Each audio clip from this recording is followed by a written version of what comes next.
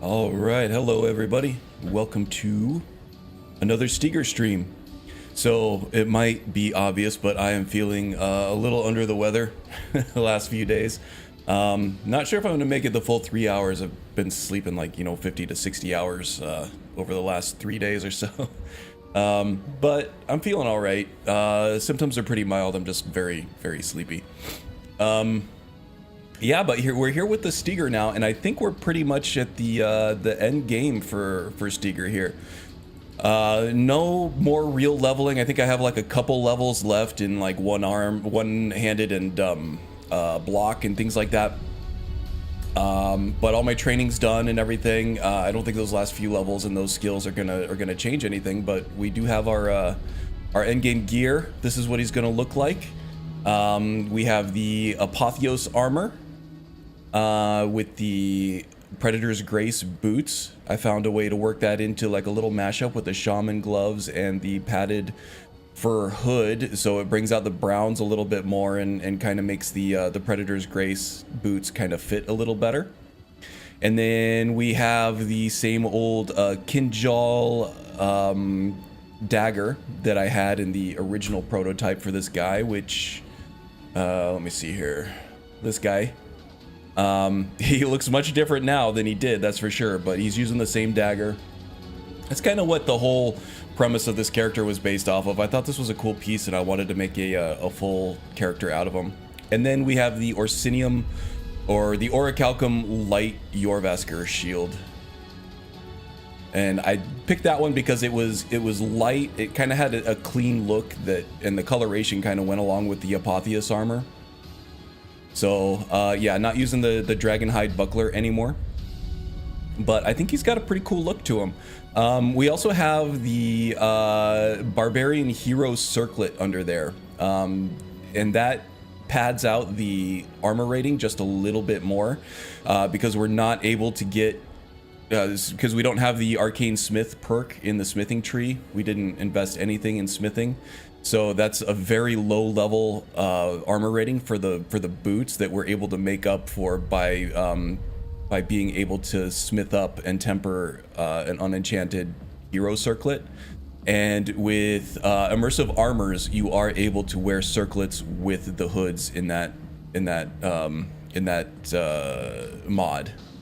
Now there is a little bit of clipping. You can see at the back of his head that circlet comes through the hood just a little bit. I have not noticed it much. Is if you zoom out, you can see it's there, but it kind of looks like maybe it's just part of the patchwork of the hood. You're probably not going to see it if you're not looking for it. And it doesn't show up in front where it's like important for like screenshots and stuff.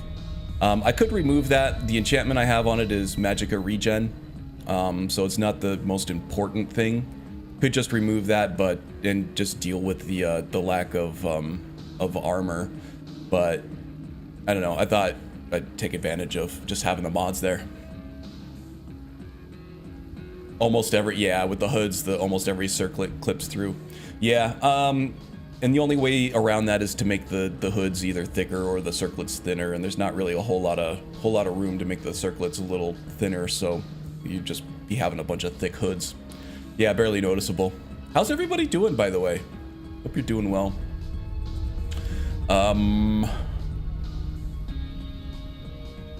Let's see, we got Tom Mull, we got Magus, we have Mr. B. Wow, we got a real motley crew here today, don't we? That's good. It's all good. Glad to see you guys.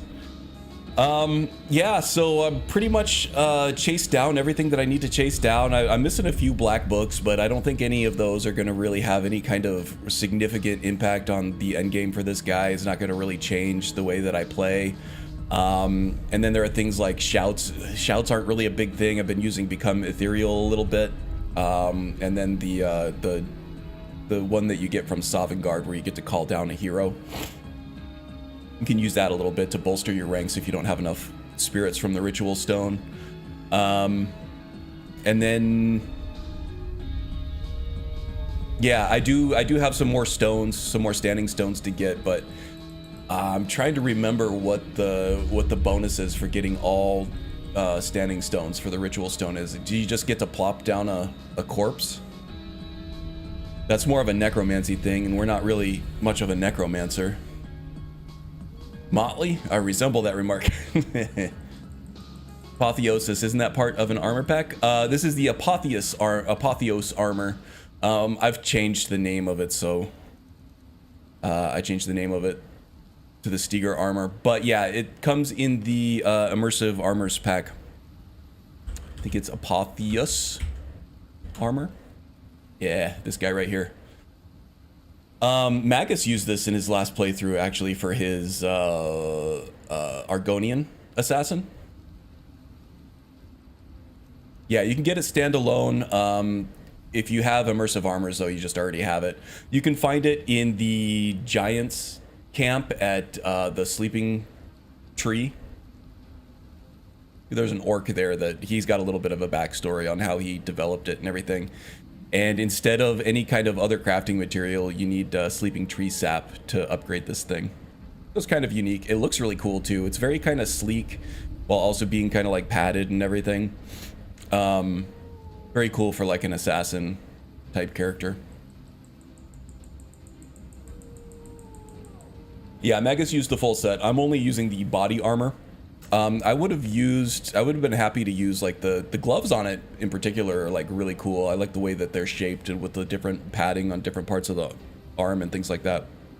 And the boots look great too. But I really wanted to try to incorporate Predator's Grace in there because the enchantments on these things were just like too perfect to ignore. So I kind of went with a little more of a savage look on the hands and the head. It has a really nice hood and a really nice helmet with it too, and a scarf. But yeah, I had some other plans for this one, so that's where I went. Anyway, this is what the guy's gonna look like from here on out. And then the enchantments that we have.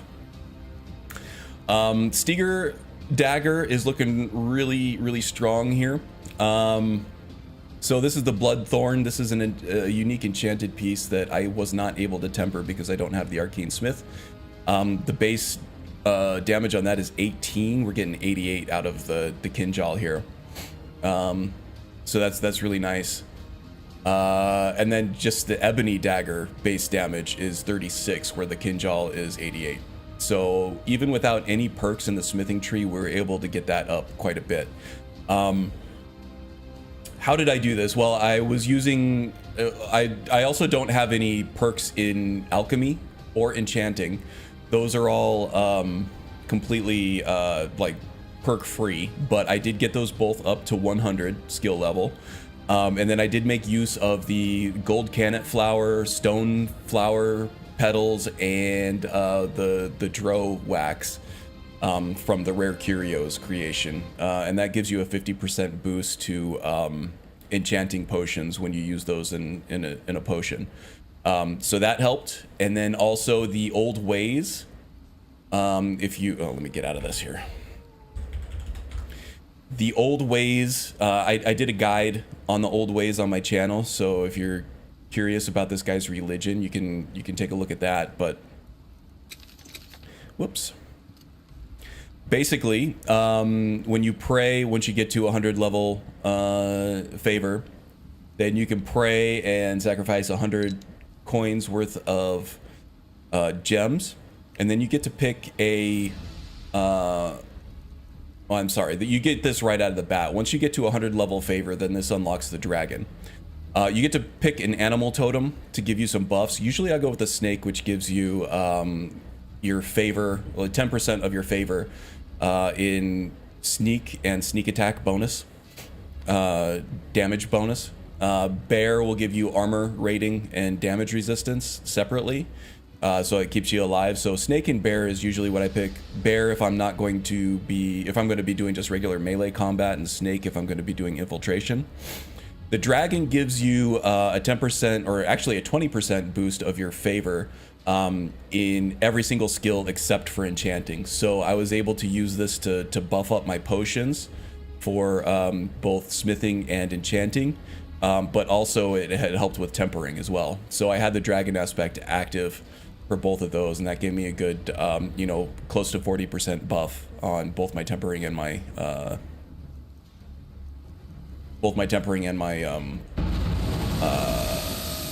crafting potions for that. Lost my way a little bit there. Got a little bit of medicine brain. It's all right. Okay, let's see. I know nothing about assassins though. Okay.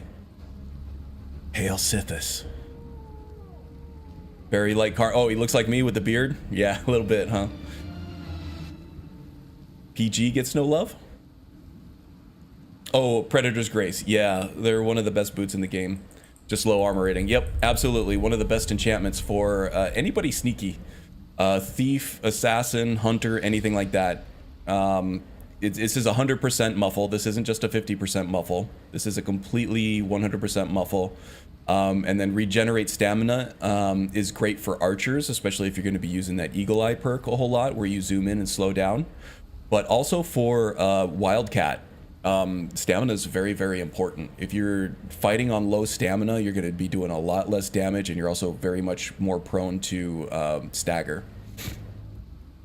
So yes, very, very good. And almost kind of custom made for this guy too, because he does both assassinations and like infiltration and frontline combat. Hey Calidran, welcome, welcome. Hope you are doing well. Getting off to a good start on your weekend. Even mages could use it. Well, yeah, anybody who sneaks. I mean, that 100% muffle is kind of the belle of the ball there, right? As far as the enchantment goes. But 100% stamina regen is not to be, like, scoffed at. Yeah, barbarians are good.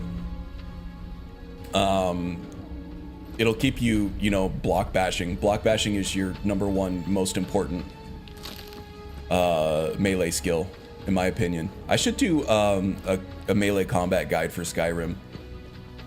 Block bashing is something that people don't use enough, and it's absolutely the strongest attack in the game as far as melee goes. All right, what am I doing here? I got a couple things on my list. So we're just kind of cruising around Solstheim right now. I kind of just got on a little bit of a questing kick this week, and I just kind of got I let the Solstheim stuff carry me away. So just doing a little bit of like light role play and stuff, and he's just very interested in what Neloth has going on. Yeah, nothing really too deep roleplay wise, just kind of letting myself get absorbed in the storylines and stuff. So yeah, I think maybe what we'll do is we'll head west to High Point Tower, where we're going to take on Ildari. This is kind of a big dungeon here. It's a lot of twists and levels and spiders and things like that. So we'll take on Ildari, and then we'll probably head up north to the peaks over here to grab the next black book. I think we only have 2 or 3 black books left to find. Calidran's going all right. Okay, better than bad.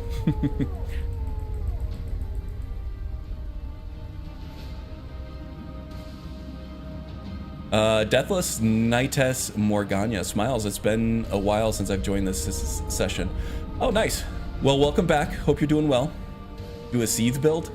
A Scythe build? I don't even know. I don't think I have a Scythe mod. I'll have to go look for one. Scythe mod would be good for like a Death Knight though. Heavy armored necromancer. That sounds pretty cool. Just don't use the mesh replacer from Legends or Legacy of the Dragonborn, since it makes them look like garbage. White Uggs. Well, luckily mesh replacements are easy to make. You can replace it with whatever you want, right? As long as the mesh already exists, just repoint it somewhere else.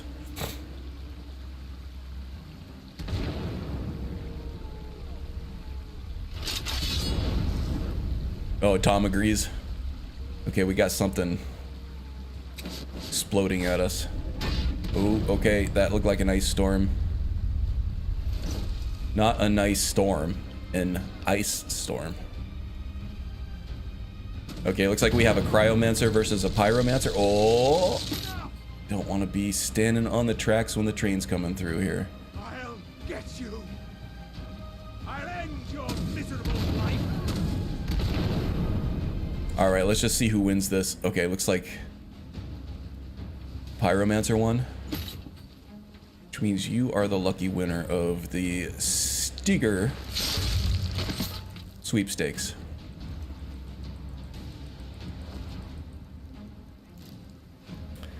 Take the stuff that has a high value to weight ratio.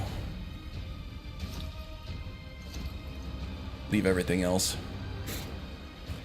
Not really sure what else we're using money for, honestly, so I'm not even sure I need to keep looting bodies anymore. I think we're good on enchantments. We're all good on training. I can basically print more money by alchemy farms that I have for my Hearthfire houses. Hey, there's James Ansel. Welcome, welcome.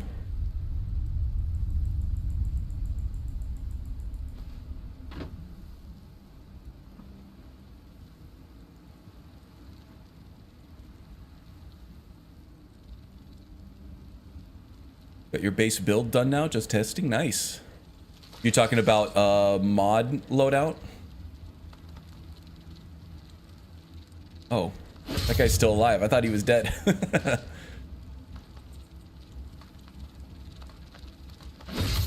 Very, very sneaky.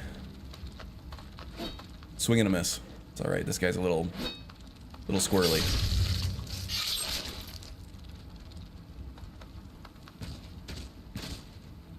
All right, should get some ash hopper jelly from this. I don't really know what that gives us, but whatever. We could still use alchemy ingredients, that's for sure. Even though I'm not perked into alchemy, I still use it quite a bit. I do have some pretty powerful, I went back to Ryek's End and created some buffed up potions. So for block, also gives light armor, fortify conjuration, so my undying ghost stays out longer.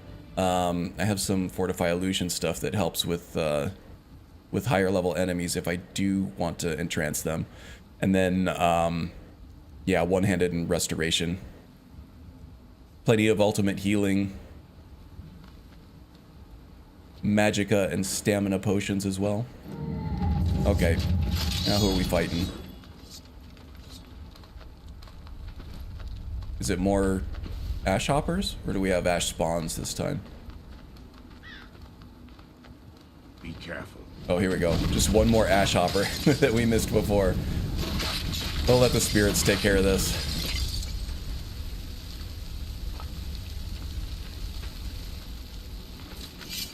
Okay, that's the Ashfallow Citadel, I think. Was that Fort Frostmoth? Never mind. We need to point the other way now. It was a little closer than I thought. Not quite as much travel as what I thought. Have you been doing and been skiing for weeks? I've averaged 70 kilometers. That's awesome, man. I'm all right. I got sick a few days ago. I've been sleeping a lot. I think it might be COVID, honestly. Last time I got COVID, the symptoms were really mild. I just got really sleepy for a few days, and that's kind of the same way it's been now. It kind of started as some congestion, some sort of mild congestion in my sinuses, and then started to move down into my throat a little bit. I think I'm getting a little better. Feel like I'm on the mend a little bit, so decided to start streaming, see how long I can go. Okay, so this one I remember there is kind of a hidden cave entrance to this fortress. Just a matter of finding out where that cave is.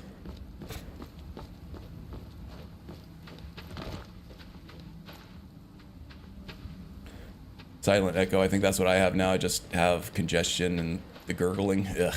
Yeah, you got the ick. Welcome aboard, Silent Echo. Oh, jeez. Some random ass Breton. Just a scratch. Get him, Ash Hopper. Got my cricket going after him.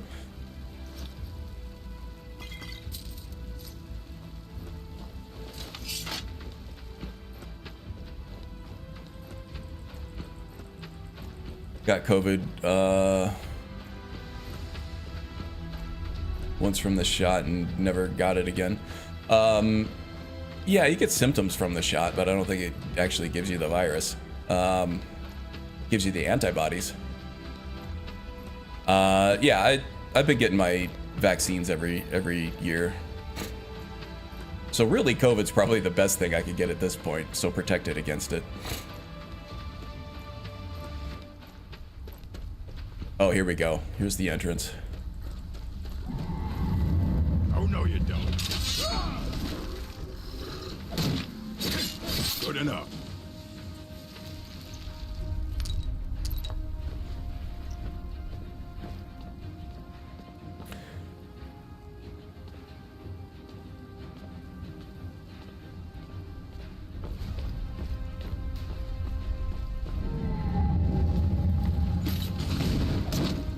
Yeah, I don't have a ton of protection against a lot of magical stuff right now. There is a reactive barrier enchantment that I recently got that I usually put on there, but if I'm going to be fighting someone with a lot of magic, I will either go toward using the ward. I actually need to upgrade my ward. Still using the lesser one. Or I got some potions that will help out with magic resistance. I actually need to craft some more of those too. But I also have this Ring of Finister, which comes from the fishing creation, that will give you a 20% boost to all elemental damage. Yep, Silent Echo. I went over the gear at the beginning of the stream. That's okay, you probably missed it. But yeah, this is his end game gear. We got the Apotheus armor, padded fur hood, the hero circlet under that for padding out armor rating a little bit more, and we're using the Predator's Grace for the boots, and Shaman gauntlets for the hands. And I'll go over the enchantments here. Actually, I haven't gone over enchantments yet, so maybe I could do that. Oh, actually, I need to switch out the the amulet for the Galder one. Yeah, so Predator's Grace, we get 100% muffle. This isn't the 50% muffle you get from the shrouded boots, the shrouded the Dark Brotherhood stuff. This is 100% muffle, so you're completely silent while you're moving, which is great. And also you get a 100% stamina regeneration, which is great for, you know, he's got two different modes. He's either fighting front lines with his storm cloaks or he's doing infiltration, so this works for both. For the ring, I kind of switch out for what I need. Right now I'm doing 20% more sneak. This also comes from the fishing creation. I also have a ring that does 13% more sneak attack damage if I'm like sneaking up on a giant or a mammoth or something and I need a little extra oomph. I can get it from that. And then on the gloves, I have just regular old one-handed attack fortification. So I'm kind of spreading out my damage just a little bit. If I were going to be doing just a pure assassin, I would be doing things like sneak attack damage or using the ancient shrouded gauntlets for this one. But because he's going to be doing a little bit of both sneaking and frontline combat, I wanted just to get the one-handed fortification up there. It was going to help in both modes. Sneak attack buff on the armor. Let's see, on the circlet we're doing magicka, just regular old magicka, and then the hood we're doing magicka regeneration. So both of these kind of help with the Undying Warrior, which is another Creation Club thing that you get with AE. So it's a ghost that you conjure that, based on how much magicka you have, it'll drain all of that magicka, but based on how much magicka that it drains is the level of conjuration that you're going to get. So the more magicka that you have when you cast, the better that conjuration is going to be, but it's going to drain everything, so having some regeneration there is good. Because I also have some other things that I use magicka for, right? Well, it'll get me to that next conjure Undying Ghost really quickly, but also I have a phantom armor power that I use that as long as you have magicka, it'll drain a little bit of magicka every time you take damage and reduce the amount of damage that you take. So it kind of translates or transfers magicka to armor rating. So the more magic you have when you cast that, the better. So magicka regenerate is really, really strong for this character. And then on the shield, we just got simple block, more damage. Might switch that out with the reactive barrier for different elements. Galder amulet, I'm using that on the necklace. That's 10% more effective and increased 10% faster. This is from Zim's Immersive Artifacts. And since we're across all the sneak, magic, and warrior skills, this one fits really well. Just 10% better on everything, which is really good since we do everything. And then I have some different amulets I use when I need to as well. So I have the Linnea's Amulet of Debella when I'm selling stuff off. You just get more speech skill. And then what else? Yeah, there's one that I use for Night Eye as well. I can't seem to find that one. Let's see. It is, yeah, Bone Amulet of the Long Night Spoon. So this will give me just Night Eye. Hey, Icarus, welcome. How's it going, buddy? Silent Echo's been playing AC1, Origins, and Odyssey. Nice, I really liked Odyssey. It was just, that was a lot of game. I got about 100 hours into it, and I was like, I just need to play something else. But it was really, really good. I really enjoyed what I played of it. Haven't played Origins next. That might be my next one. I don't know if I want to play Origins next or the Ragnarok one.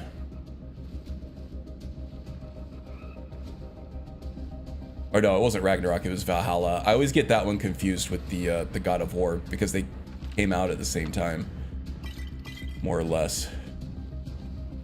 They were both Viking themed. Okay, yeah, definitely need to use that Night Eye now.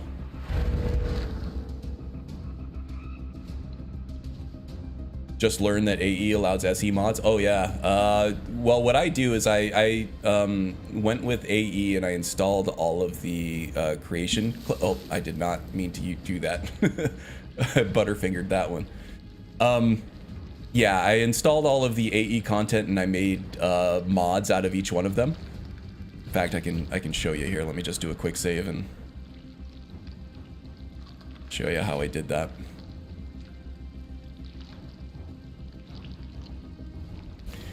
So yeah, I went through and installed everything, and then I created a mod out of each one of them, just packaged them up into a zip file once they were in the data folder. And then I installed each one of these mods in MO2.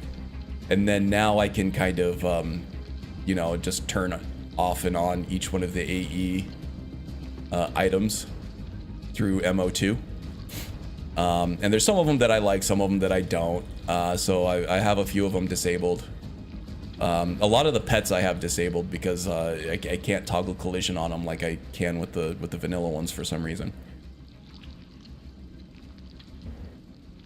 But yeah, so I have a whole bunch of the AE stuff, which is nice because there is some good AE stuff in there. A lot of people shit all over the Creation Club, as they should, because it's overpriced filler when it's full price. But when you get them as cheap as you can get, you get them for the AE package. Oh my god. Yeah, when you can get them as cheap as you can for what AE was offering them, then it was kind of a no-brainer. And there are some nice pieces in there, some pretty good unique weapons and armor and things like that. And even the freebies, fishing, it's tedious on its own, but it does have some really cool unique rings and stuff that you can get from it. So I always do a fishing run in each one of my playthroughs now, just to get all the cool unique jewelry.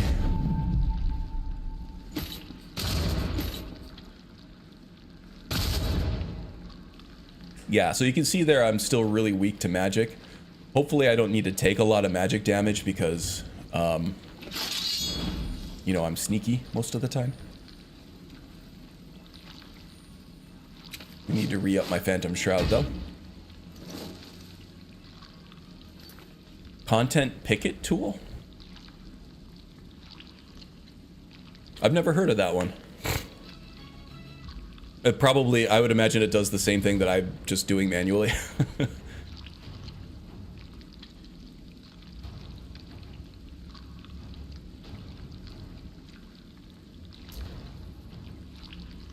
Couldn't catch up on Icarus. Yeah, Icarus has been doing some really cool stuff in Fallout 4 lately. Some really cool character concepts. Very interesting stuff. If you're into Fallout 4 at all, I would suggest checking out that stuff. Very cool. And the Endking is here too. Welcome, Endking. Got a good crowd here today. I wish I were feeling more, you know, lively for y'all. Got a little bit of the gunk this week somehow.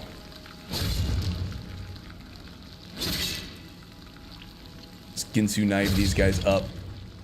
These spiders can get very overwhelming very quickly if they find you, especially the leaping ones that will explode on you. They can get pretty nasty.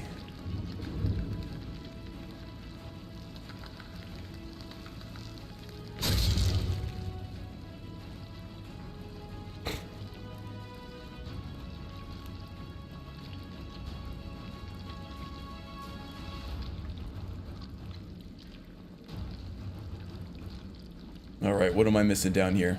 Now, if you get too close to these pulsating pods, they'll burst open with a spider for you. You don't want that. Probably just the geodes is all that's here. And I'm pretty good on gems at the moment. I've been collecting them for the old ways religion. Need to sacrifice gems in order to pray correctly. Silver ore, blacksmith shoes. Okay. Now I realize you guys probably can't see anything through the YouTube's encoding, with it being all dark and everything, but we'll get through it. So what's up next after the Steger? We're going to be doing just a warrior build after that. I gotta, there's some mods and stuff that I need to update. I want to get HDT SMP installed so that I can get some new armor pieces in there with some physics. Some really cool armor that I've been looking at and I've been wanting to implement in my game and create character concepts based on, but ooh, haven't gotten physics installed yet. So that's kind of the big one that I'm going to be going for my next version of mod profile. And then I'm going to be going back to the basic Guardians classes. So Warrior, Mage, and Thief. Just because for character building, I kind of think of as a pyramid, where at the base level of the pyramid you have your basic classes. You know, your Thief, Warrior, and your Mage, and then you can build off of that and get into the more nuanced builds, things like that Nemesis Arcane Archer that's a little more narrow, but ultimately more interesting. Ah, crap. So what I'm trying to do is widen out the base of my pyramid a little bit in order to better enable the more nuanced crazier builds at the top of the pyramid, you know? So yeah, Warriors next, and then either Mage or Thief after that. And still got some ideas rattling around in my head for more unique builds beyond that. Oh, you can see just fine? Great. So a pure class build, no hybrids. Yeah, for the next 3 or so. That they will mess you up real bad, especially you don't have the resistances like I'm missing. Hey, there's Aster, the bullfrog, and now the ghoul deacon. Yeah, no, very interesting stuff. Icarus, a big fan of the Fallout 4 stuff he's doing. And Strudel joins. Welcome, Strudel. Haster snuck in too. Welcome, Haster.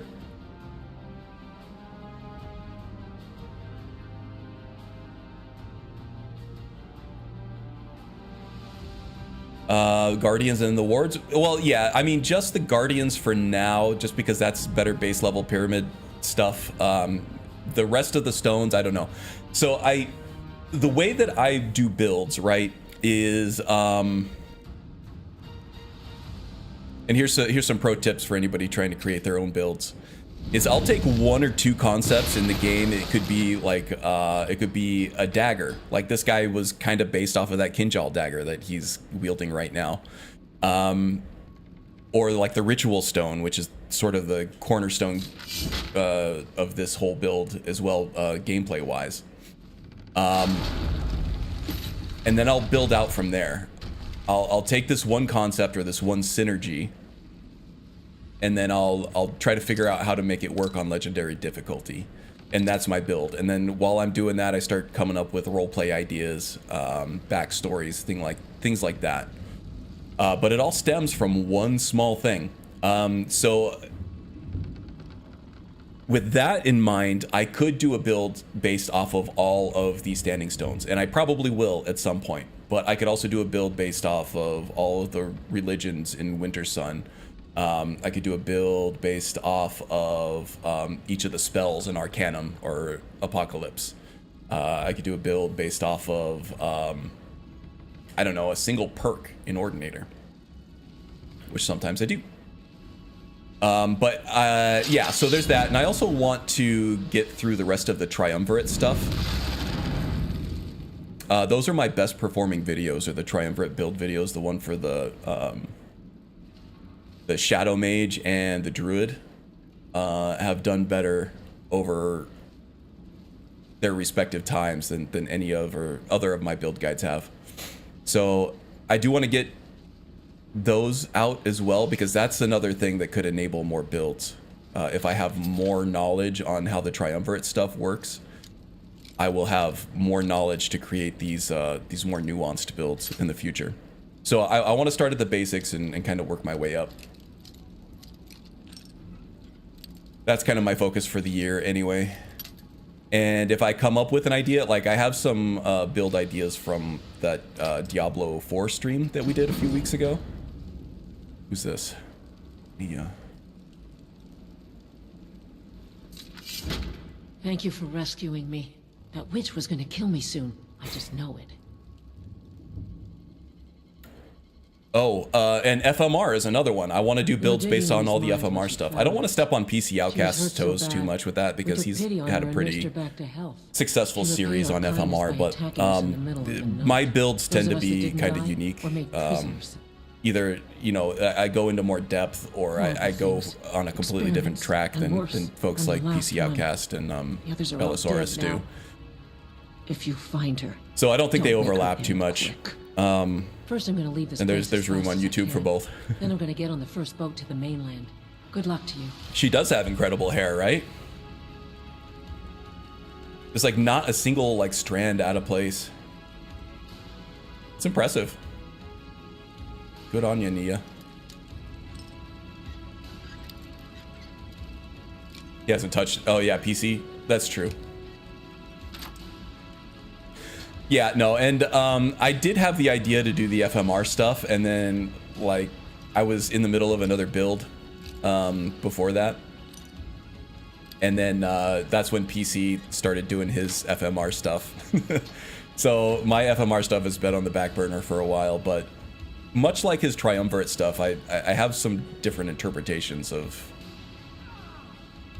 like where those builds should be going.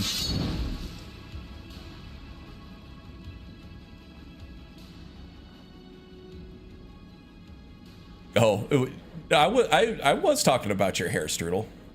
Of course I was talking about your hair.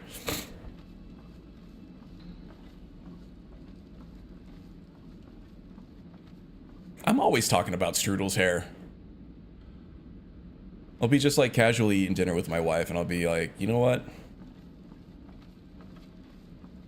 Strudel's hair is great. And she'll be like, oh yeah, tell me more. And I'll be like, well, I've never actually seen it, so there's not much I can tell you, but it's great.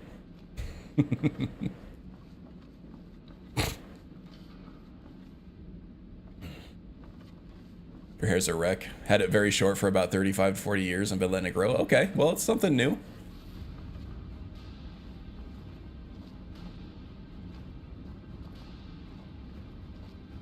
Oh, are we talking about fighting games? You build your characters as if it came from a Street Fighter game. Yeah, I did. Well, yeah, I did have the Scorpion. You've gone far enough. Neloth is a fool to think he could send some lowlife to finish me off. Jeebus, what is she doing over there? Okay, this seems like a quick save situation here, right? Scorpion's still like my funnest build to play. If I'm just gonna like put in Skyrim and kill some stuff, Scorpion's the guy to do. He's the guy to load up.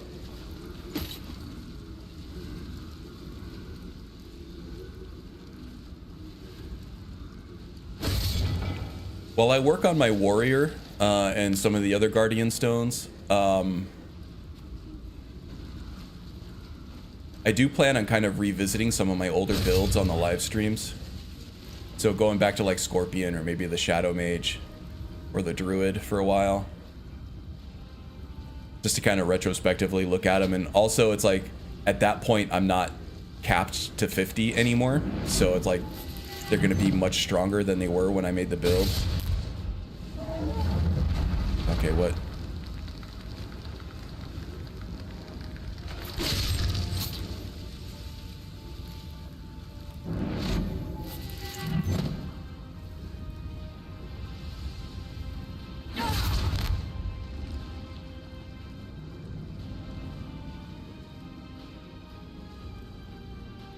Empty Ash Guardian, huh?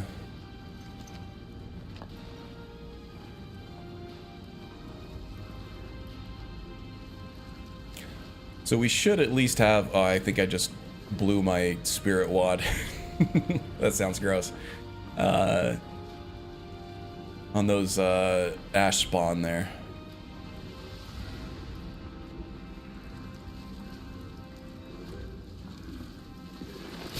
Ash spawns sadly don't get picked up by the ritual stone. Probably don't need a whole spirit army to fight Ildari because she's a mage and mages are classically very weak to assassins because they don't have any armor.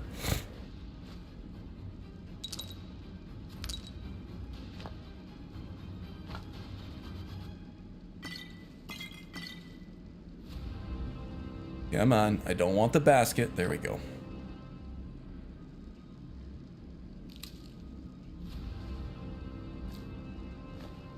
Don't need the fragments either. Beehives are good for fortify block and fortify light armor, so we'll be picking up all of those. Ooh, and then we have a East Empire lockbox here too, I think. No, just a regular old strong box. Boo.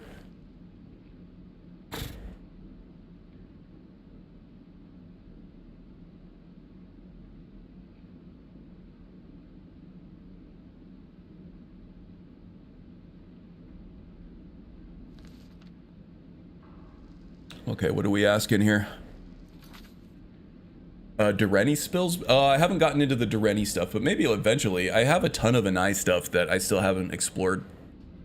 So Dureni's the kitty. I know we have some Kitty Tales fans in the chat, but I have a ton of magic mods that I already have installed that I haven't explored fully.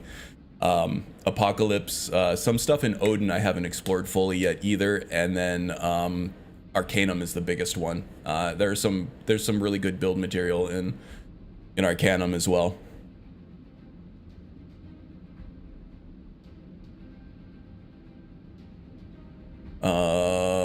Yeah, fighting games for sure. They really have figured it all out.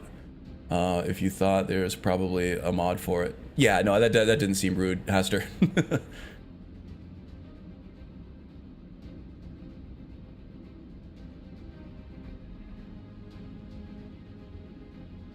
Yes. Like button. Let's see. Almost 20 humans here. Nice. That's pretty good for a Karn stream. I'm usually averaging like, 12 to 15, 16, but having, 19, 20, that's pretty good. Pretty good.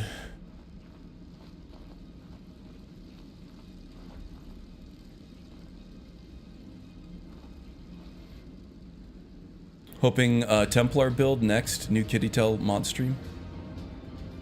Oh, does Kitty Tails have mod streams?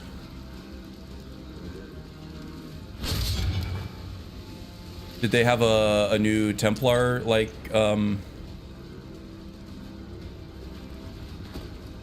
Templar flavored spell pack or something?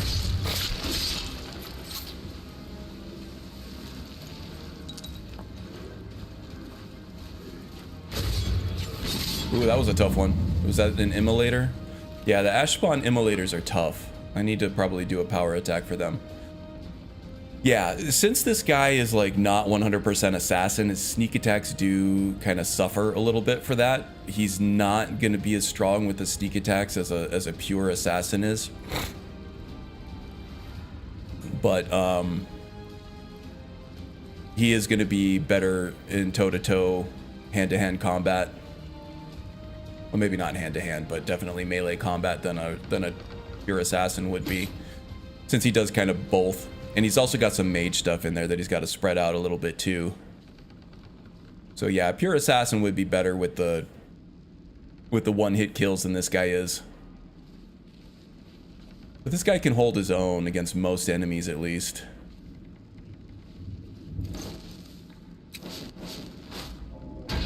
And if he, oh, there's Ildari. Oh no, when was my last quick save? Oh, damn.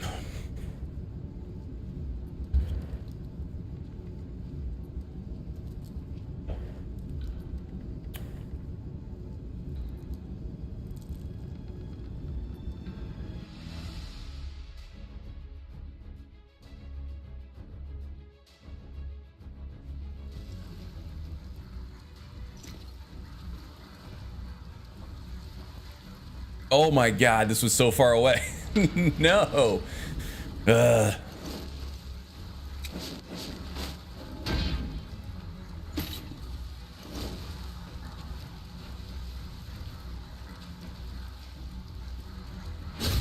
Stab, stab. All right, well. Worst thing that happens here from not quick saving all the time is, you know, you just get to play some more Skyrim. As a warrior, you're gonna max out every relevant tree. So two-handed and one-handed bolt. No, I still want to make it a level 50 build. And that's kind of what I've been struggling with in my head right now.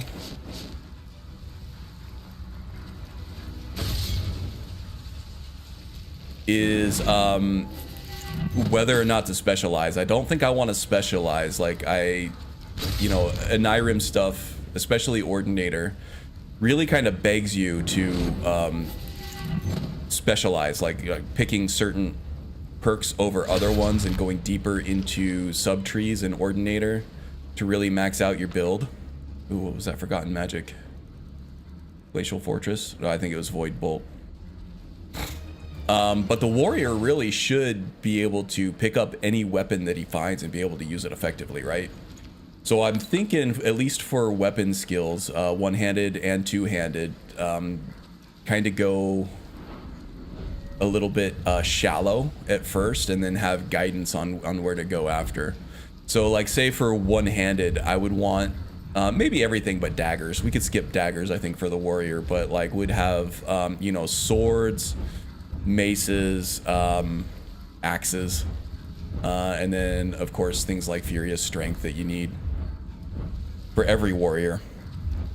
So maybe casting a wider, more shallow net than going completely deep into one specialized weapon, and doing the same for two-handed as well.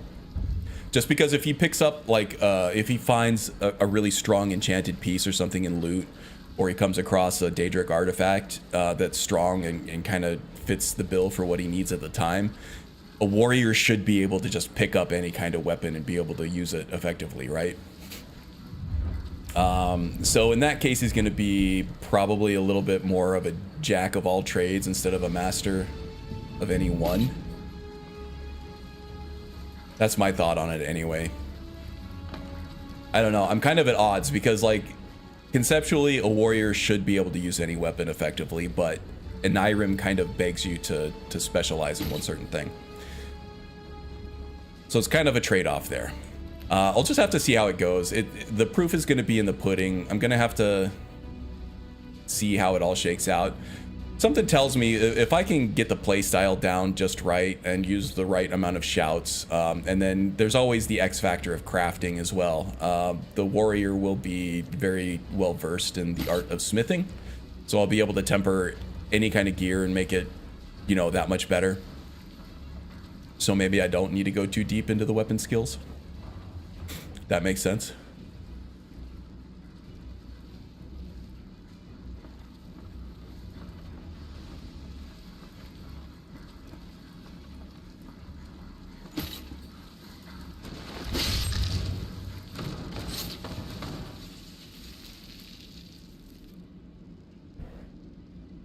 That would take too much time, plus it would make the build a jack of all trades, which can break it in a bad way. Yeah, that's kind of what I'm thinking, Haster.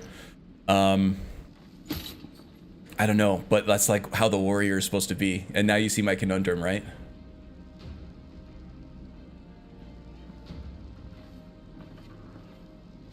This is gonna be a fun fight. Yeah, indeed. If I can even just get there, right?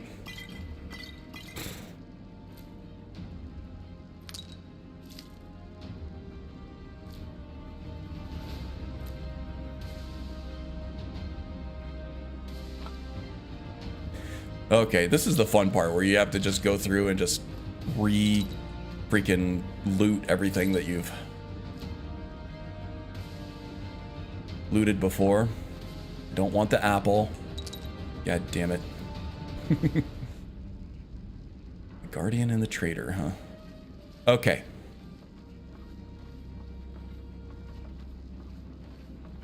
Don't forget to quick save, Karn. You doof.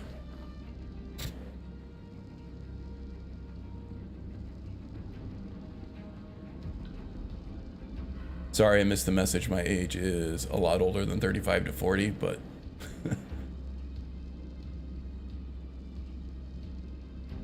Oh, yeah.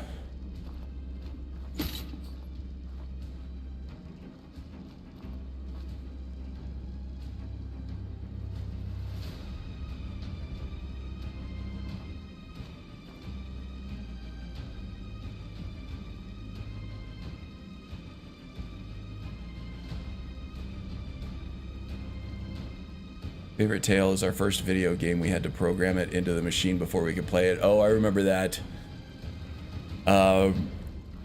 Yeah, my family didn't have a lot of money growing up. So my first computer was it was a Radio Shack. I think it was meant as a terminal, but it did have tape backup. But the computer that we got at the yard sale was not. It didn't have the tape backup with it. But it did come with a book where it had a bunch of programs that you could just type in longhand, and then you could play some games that way. So yeah, you'd take all day to like type in these this code verbatim, character by character, and like, God forbid you missed a semicolon or a comma somewhere, because then it's like you would take another full day to to find the errors. And then when you finally got it right, it's like, yay, now you can play blackjack with just text or something like that. Yeah, it's come a long way since then. Blader Art subscribed. Oh yeah, I recognize you from Icarus's Discord, I think. Welcome, welcome. New subscribers. It's always nice.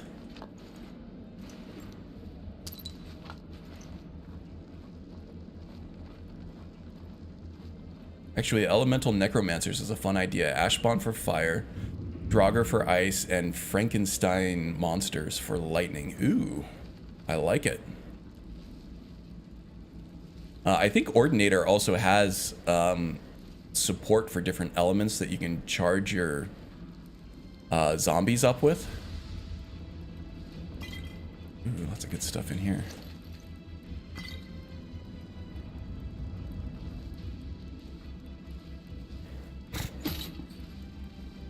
If I remember correctly, let me see.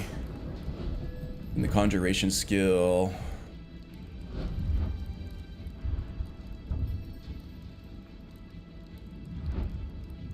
Ravenous Dead, Preservation.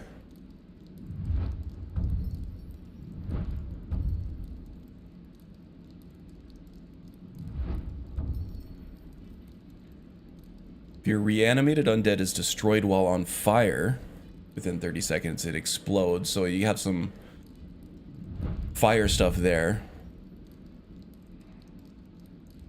And equip. Your reanimated minion is struck by a shock spell within 30 minutes or 30 seconds after reanimation completes. It attacks 250% faster and moves. This is kind of Frankensteinish, huh? Nothing for ice though that I'm seeing. Still pretty cool though. Could add that to the repertoire.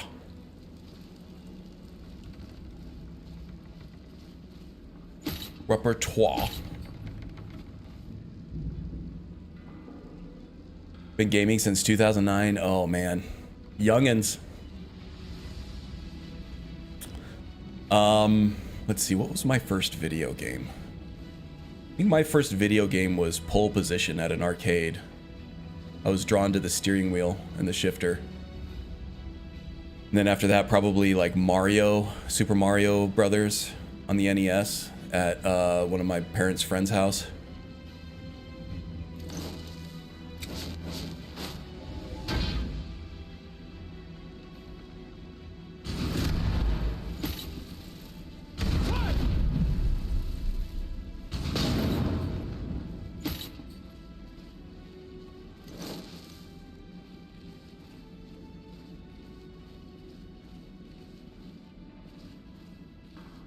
Okay.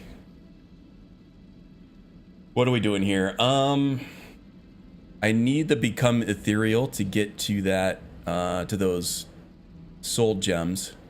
But once I'm behind the soul gems, I should just freaking take out Ildari while I'm at it, right? So let's use some invisibility here. Now. All right. We'll do a quick save here just in case. Let's see if I can sneak up on Ildari.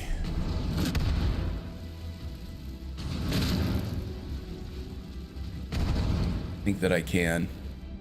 And then just in case, let's do some paralysis poison.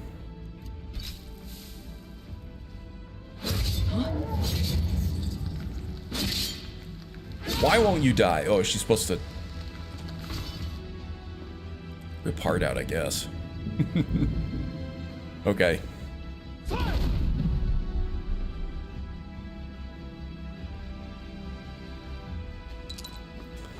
All right. Well, that was a little anticlimactic. There you go, Icarus. There was your fun fight. I think a well-prepared assassin tends to take the fun out of stuff every once in a while.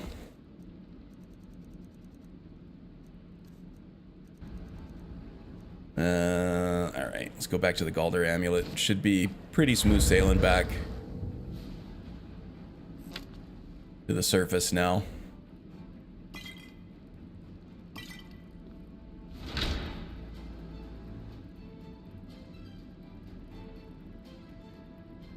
Nintendo's been around. Oh yeah, they were doing playing cards, I think. Like collectible. They were doing Pokemon before Pokemon was Pokemon. And then they transitioned into video games after a little while. Yeah, they've been around for a long time, and yes, they are ruthless. They're very litigious.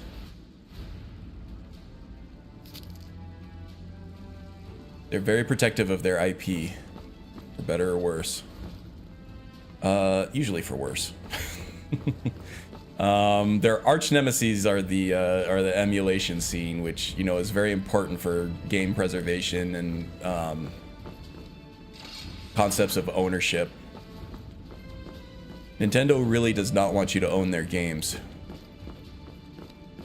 They basically want you to be able to rent usage of their games. Well, just use another ultimate healing potion that I didn't mean to use. God damn it.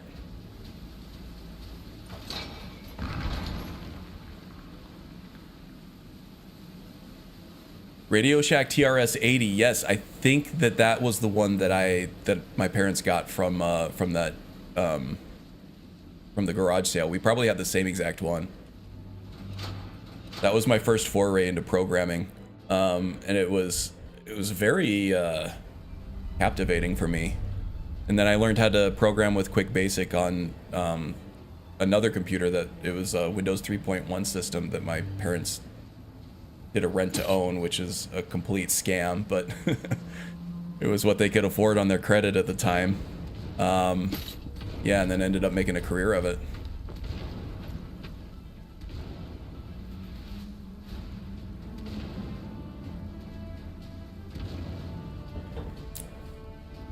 Windows 3.1, yeah.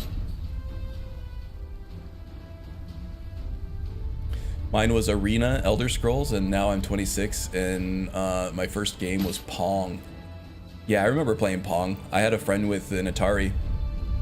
Strangely enough, I played the Atari 2600 after I played the original NES Famicom system. Gold-plated Legend of Zelda and Mega Man. I do have actually a hard boxed copy of Mega Man. I'm not a big fan of Legend of Zelda, otherwise I would have that one too.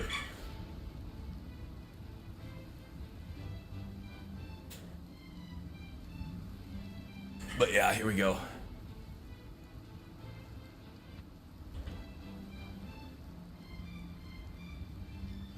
Hey, look at that. And you can tell it's original box because it's got like, it's all worn on the corners and everything. Yeah, there we go. Almost perfect condition. And it runs really well. Do love some Mega Man. I have all of them. Some of them have repurposed boxes, like not the 3D printed one, but like more like professionally recreated ones, just because ridiculously expensive to find the originals in decent shape.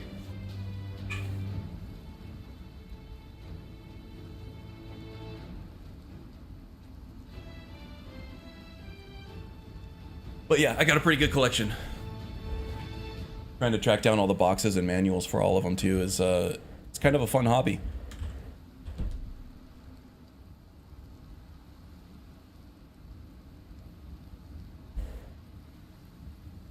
Played Pong in an arcade and thought it was the greatest thing ever thought of. Yeah, I mean, you can still have fun with Pong. I feel like there's probably still like tournaments for that going on and stuff. Absolutely love Mega Man. Absolutely, I'm jealous. That's awesome. Yeah, that one actually wasn't too bad. I got a hold of that one before retro gaming went completely off the rails. During like the pandemic lockdowns and stuff, any collector's item completely just like jumped in price because people were looking for things to do without having to like go out. So yeah, retro gaming was one of those that absolutely took off. So I got that at a really good price. I was probably under $100, honestly. Can't do that anymore. Should do a video on your streaming setup and specs. I could do that. The streaming setup's really, really simple, honestly. Oh, is this Kagramez? I think this is Kagramez. This is interesting. We're on a job for Neloth right now, but we're definitely coming back here. None of the equipment that we're going to get at Kagramez is actually useful for this build, I don't think. The Black Bow of Fate is the big kind of treasure that you get from this. I think there's also the heavy dwarven helmet that allows you to shoot steam, do the steam attack from the Centurions. But that's also not something that I would use for this build either.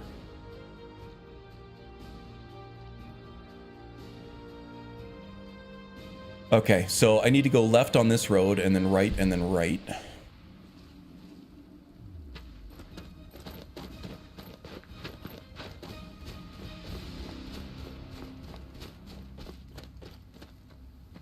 Am I even on a road? Where does that take me? It's fine, we'll just go north. I don't care if it is a road. Pinball was fun. Yeah, those pinball games are awesome. The NES had a great pinball game that had Mario in it when you went to the secret area. I love pinball video games. And actual pinball games are fun too. Don't see them as much as you used to. There were some good ones. Altar of Thrond.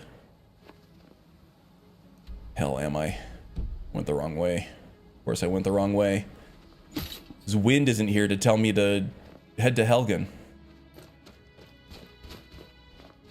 Okay, here we go.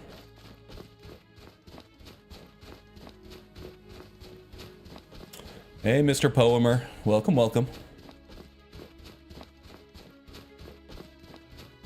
Oh, you were one of the pinball machine technicians at a local arcade? That's awesome.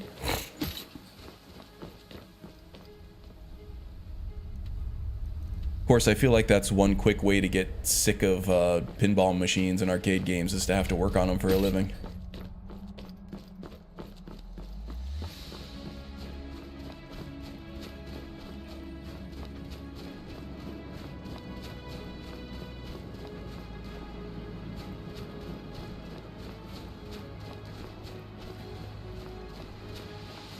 Icarus misses arcades. Yeah, we still have a few of them here and there, but they're not like what they used to be. I think the big one that we have here is Cobra Kai Arcade. Just Cobra Arcade. And it's the only reason they stay in business is because they're also a bar.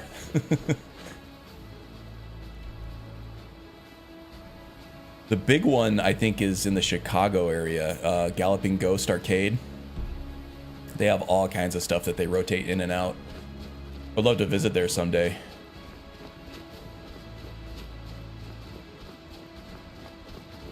Check out all the stuff they have and get hit in the nostalgia.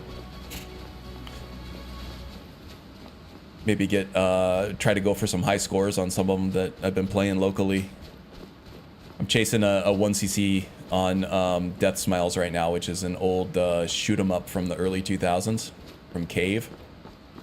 Man, I got within 1 pixel of life. 1 pixel, it was all I needed to kill the boss and get a 1cc last night. And I missed it by 1 pixel.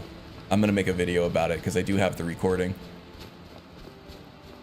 But if I could do that at like an actual physical arcade, I could probably get a high score on there.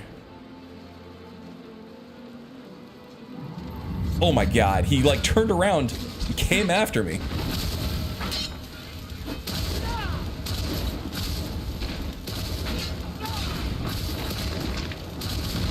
Ooh.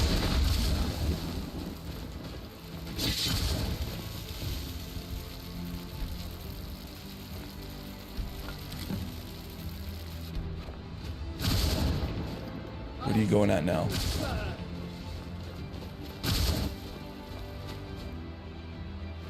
What are you shooting at?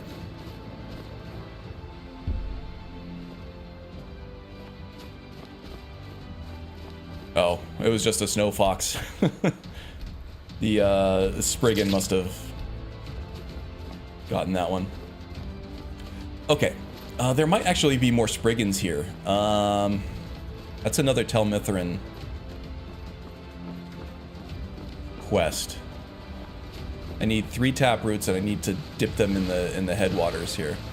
Can I get in here?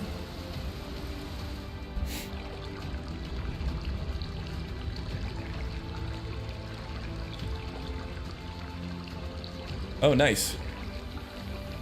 Love to build your own, like from scratch. I've been thinking about getting like a little main cabinet or something set up for behind me on my streams. Have like some Street Fighter or something playing behind there. Some shoot 'em ups. Or some beat 'em ups.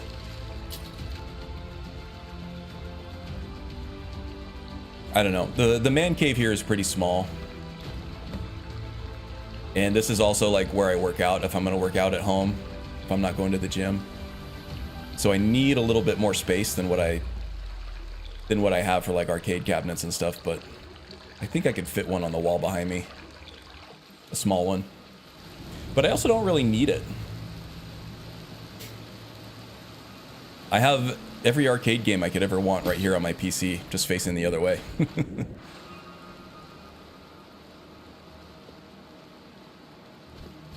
Yeah, those old school Japanese games were the best.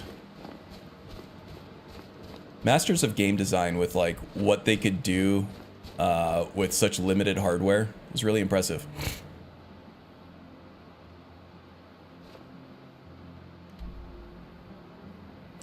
Boxes in Skyrim have it rough compared to Ghost of Tsushima. Oh, I haven't played Ghost of Tsushima yet.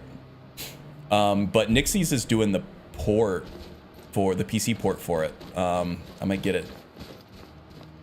Nixis has the is like the best PC port studio out there, and so Ghost of Tsushima will be definitely getting the good treatment.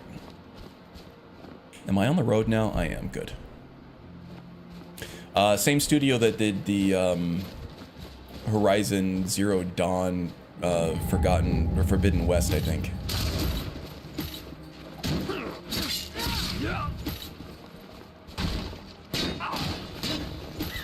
Wow, he is tough with that shield.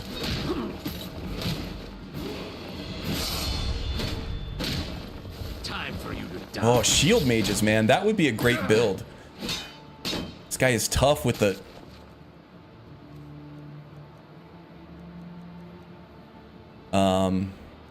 with the shield bashes. But, let's see. Where's my paralysis? There it is. I have a trump card for this.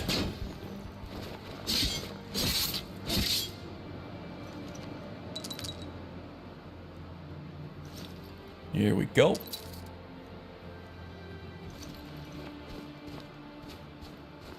He is tough. Yeah, Anirim Argonians, they have health regen that scales with their missing health. So once they get low health, it's very hard to finish them off. Captain America is a shield mage. He's a very acrobatic shield mage.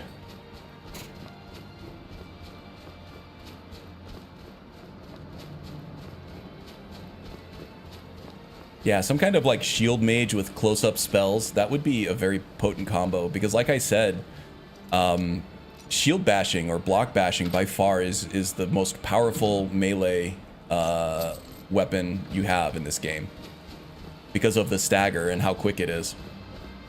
So having that in combination with like super strong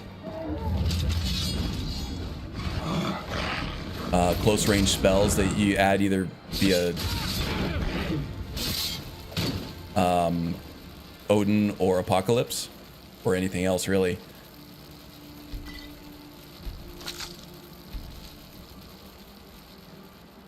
Would be a very potent combination.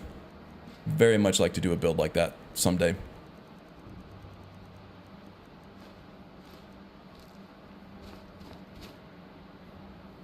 Oh, another troll? Alright, buddy. Let's do this.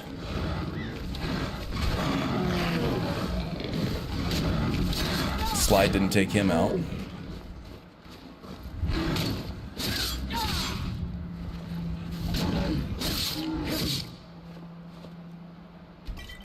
Ross trolls ain't got nothing on Steger.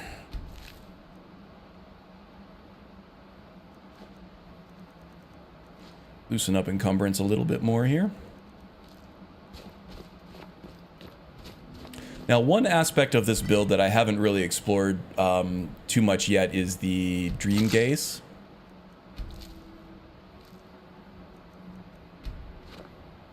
So I do have a level up here. That's fine. 61, 62.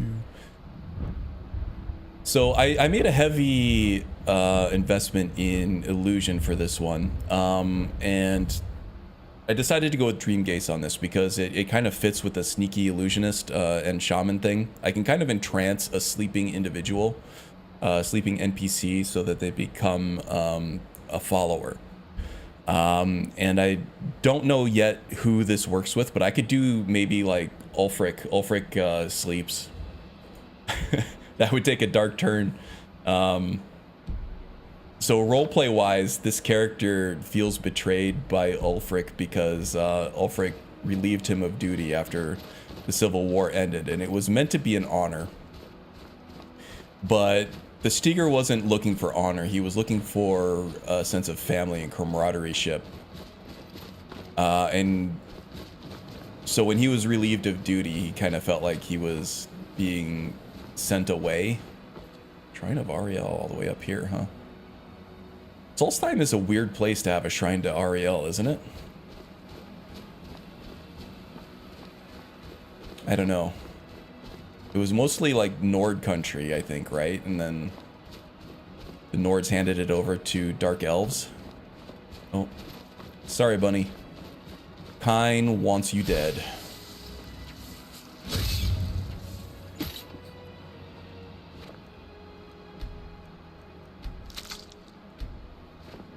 Don't tell Wind. Wasn't my fault. Kine wanted him dead. Okay, so the Black Book looks like it's going to be over here in these ruins. Yeah, so I can see Steger, you know, being of compromised mentality, I suppose. Kind of stalking Ulfric a little bit. And if I can get Ulfric as a follower, that would be a very strong follower, but also kind of fit with the stalker mentality there too. Jeez, have a perk point. Well, yeah, actually, I cap all my builds and build guides out at level 50, so I do have 13 extra perk points because I want my builds to be level 50 attainable, you know? But after I do the build guide, I will definitely start spending all these, and then we can kind of revisit these guides after, or revisit these builds after post level 50 life, I suppose. Just how much stronger they get.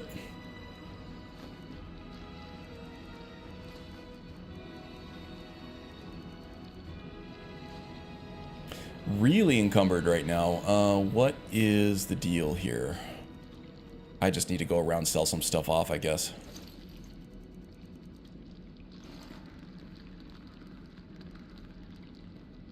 Oh yeah, this is with all the Spideys. Ugh, I hate this dungeon. I don't know why this dungeon... The smaller spiders bothering me more than the bigger ones. In real life, they do too. I don't like small stuff. Small stuff creeps me out. Give me an angry pit bull any day over a tiny venomous spider. I have to play Ghost of Tsushima. Yeah, I have the director's cut for PS5 that has like the 60 frames per second. I just haven't gotten to it. My backlog is huge. I just haven't gotten to it.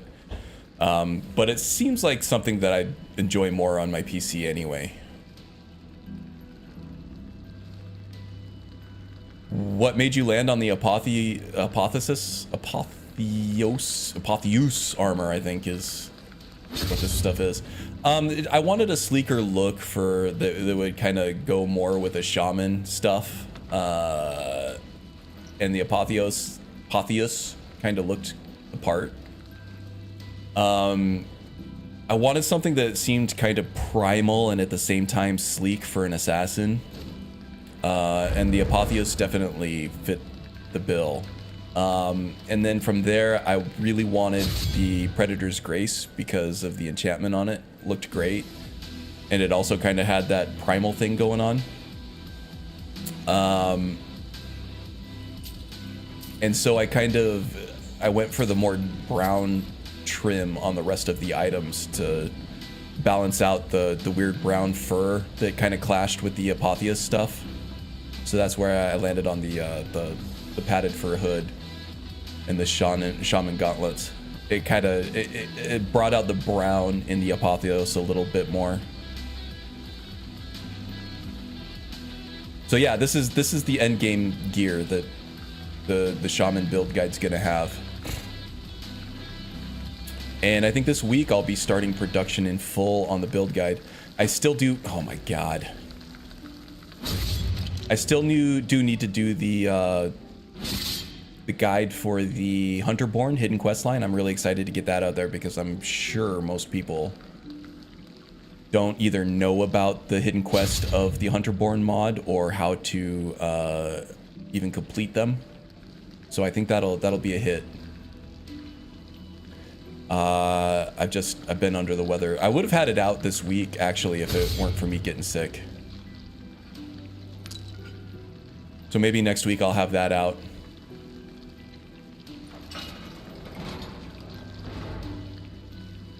And then can get started in earnest on the Steger build guide.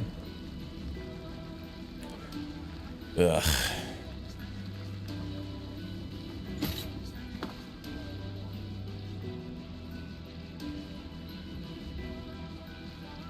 It's unusual that these spiders aren't attacking each other. Spiders are cannibals and very territorial. Yeah, right?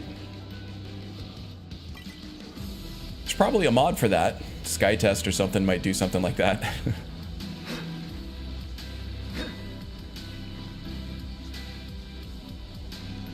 Really? Come on.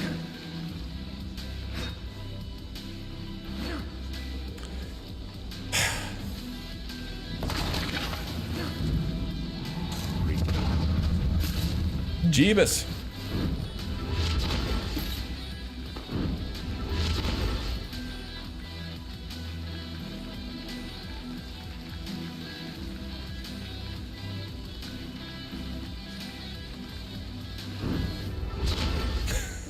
Okay. That was uncomfortable. That's why the army can't farm them for silk. Interesting. Interesting. This time was part of the mainland, but when Mirak battled Valak because they used shouts that tore apart the land, literally broke away from the rest of the continent. Oh yeah, that's how the lore goes. I do remember that. Obedient Ulfric, then you can marry him too. Ooh, nice. You know you want to. I don't know. I feel like maybe their beards will get tangled. It'd be really awkward.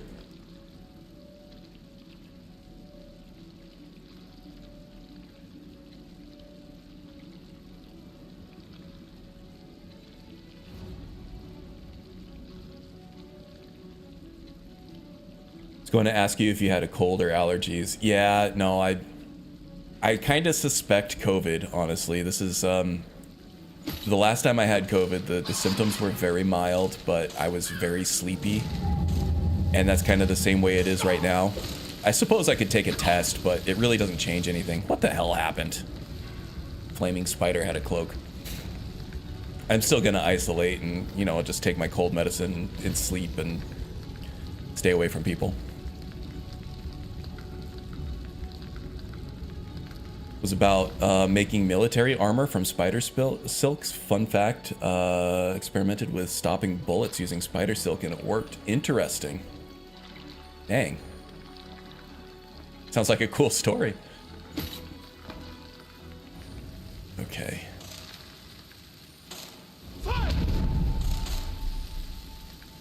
How did I lose my... I must have been disarmed.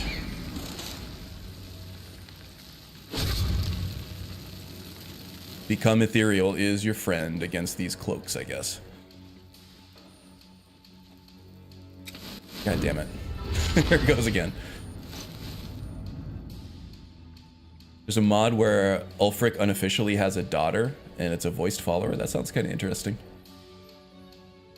Kind of a very specific roleplay scenario there, but sounds very interesting nonetheless.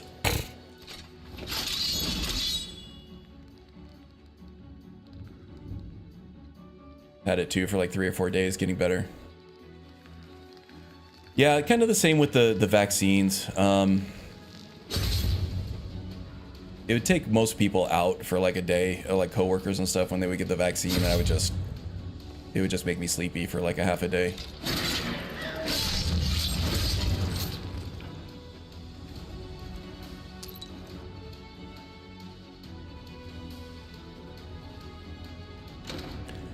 Strangely enough, both my wife and I got it separately. I don't know if we were better at distancing, or could be the vaccines kicking in or whatever, but whenever she had it, I didn't have it, and whenever I had it, she didn't have it. Could just be staggered enough so that we both had like the antibodies kicked up at the right time.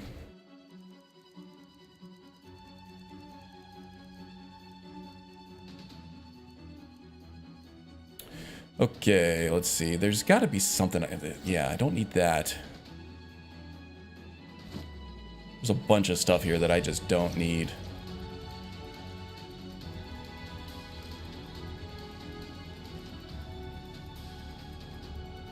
I do feel a little better yesterday than today than I did yesterday. Yesterday I felt about the same as I did the day before.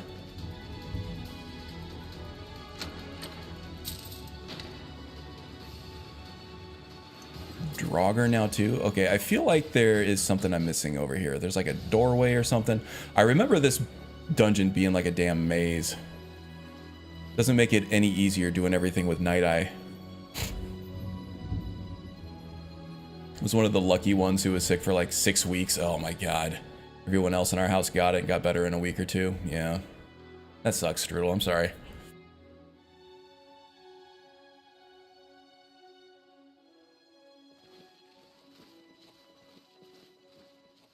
Crazy that spider silk has been around so long, but they just...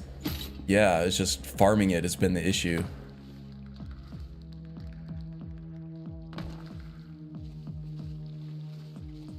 I feel like they just need to study my grandma's garage, and they have all the farming technology they need for spiders right there.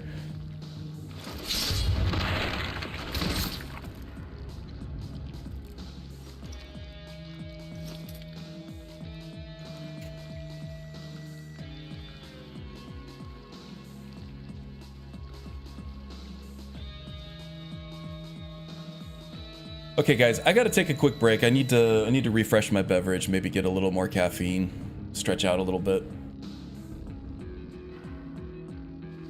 Christmas carols just don't sound as good when you're hacking up a lung, oddly enough. No, I imagine they wouldn't.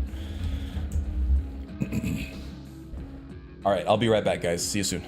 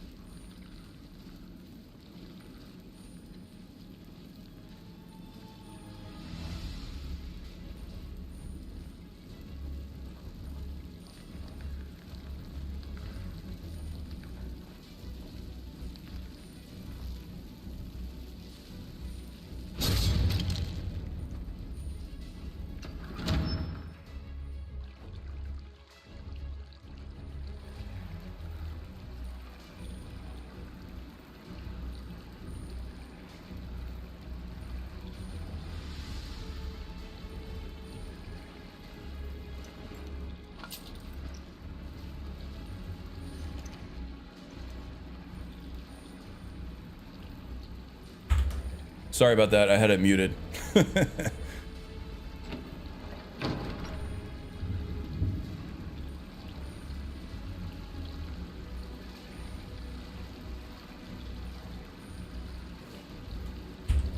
God damn it. Sorry, guys.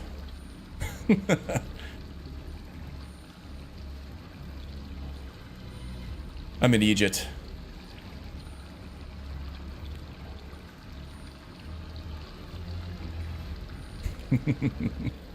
Yeah, no, I was talking the whole time.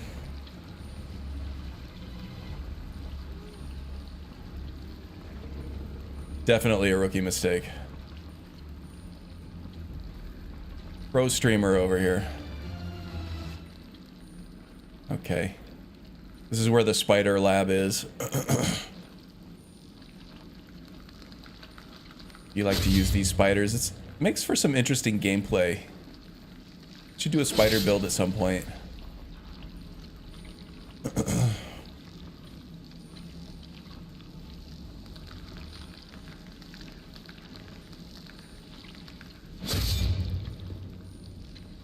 Call him the Arachnomaniac. Oh, that would be cool. The Arachnomaniac.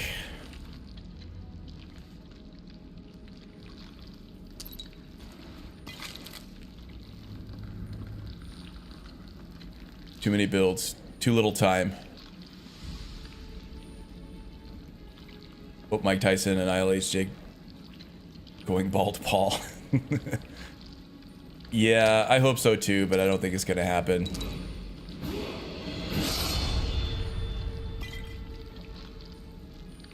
I mean, I feel like it's either gonna be a work or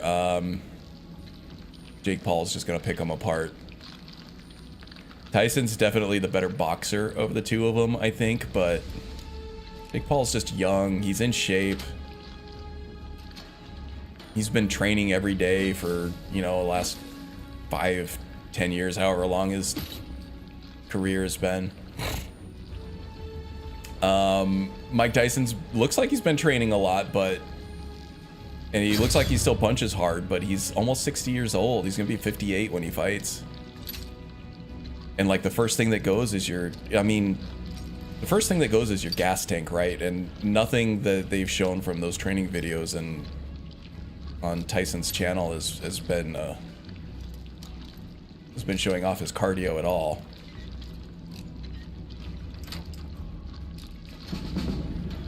I mean, he has a puncher's chance, but I don't know. It's a circus sideshow is all it is. And whether he wins or loses is going to be better for Jake Paul than it is going to be for Mike Tyson. Kind of sad, really.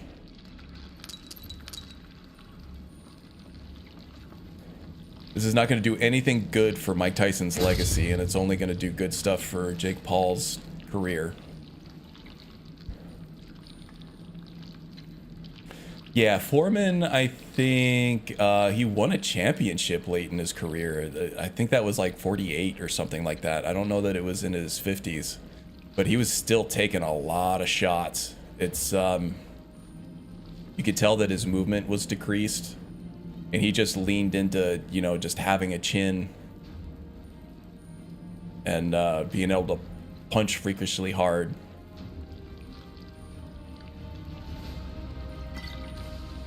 Oh, jeez. Still encumbered now. All right. What do I got to get rid of? I got to keep the Elder Scroll. Can't get rid of that. These staves can go. Don't need the dagger.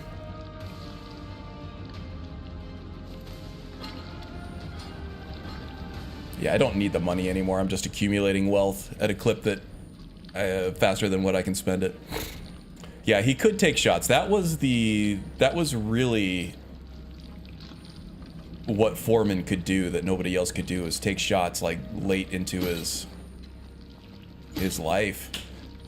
And he doesn't seem to be showing any signs of CTE or anything either, from all the punishment that he's taken. He seems to have all his faculties, or he had all his faculties. Is he still alive? I have no idea. But he was like remarkably well preserved for how much damage he took. And I don't know if it was something like technique that he was doing, but he was like remarkably well preserved. Yeah, like I said, it's like as you get older, your punching power stays, your strength and everything stays. That's kind of the last thing to go. It's the movement, it's the footwork and the cardio that leave you faster than anything else. Okay, let's see here. What is the main threat here is this guy. Let's see if we can clear out the spiders first. The zombies I'm not too concerned with.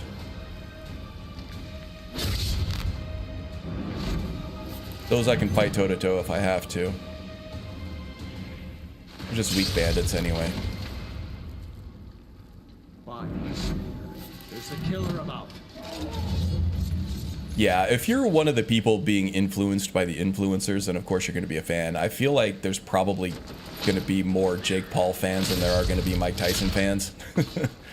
Just because of, you know, how age demographics work. There are always going to be more young people than there are old people.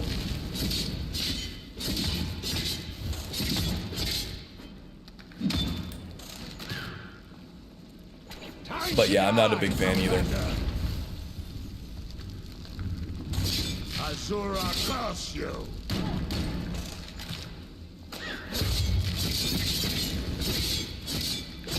Oh, that's my spider. I'm gonna put you down.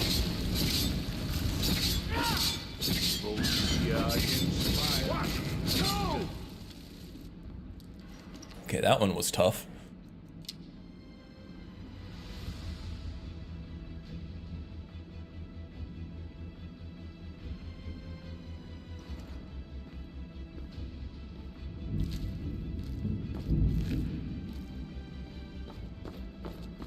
I mean, okay, yeah, you can not respect the hustle of the Pauls, right? But at some point you kind of got to start recognizing that Jake Paul is a legitimate boxer. He's good. I don't think he's upper tier good. I kind of feel like Anderson Silva, way past his prime, Anderson Silva gave Jake Paul everything that he could handle. But that's kind of the thing, is he's just been fighting, you know, big ticket guys who are way past their primes, and the Mike Tyson fight is just part of it.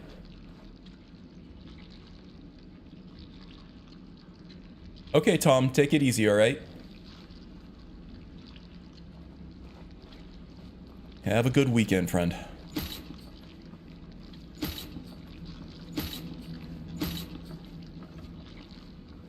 Silent Hill. I love Silent Hill. What are we talking about Silent Hill? Do Noir? Du Noir? Welcome aboard. I don't recognize the name, but I hope you're doing well. I love Silent Hill. It's one of my, like Silent Hill 2 is probably one of my favorite games of all time. It's really, really creepy. Probably the best survival horror game ever in terms of just pure scariness.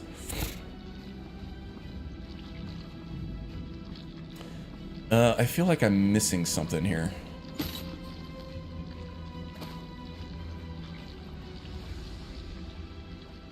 Oh, yeah, it would not even be a fight. He would get torn apart instantly.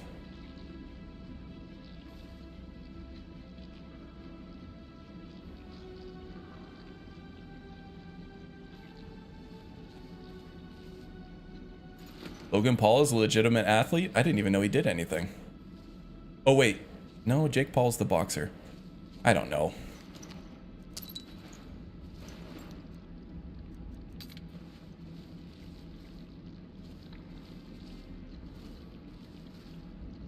Oh, WWE. Okay. I mean, yes, those people are real athletes, right? It's just not... It's not as much of a competition.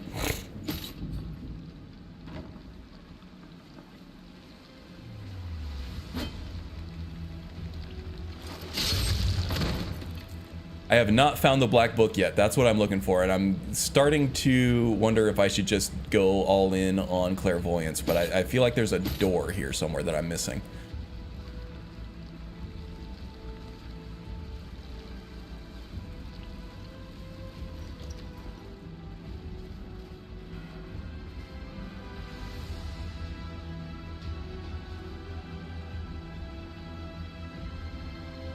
Is this where I need to go?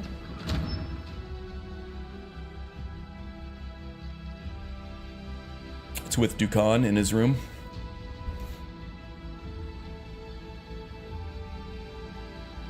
He's more athletic than his brother. Okay.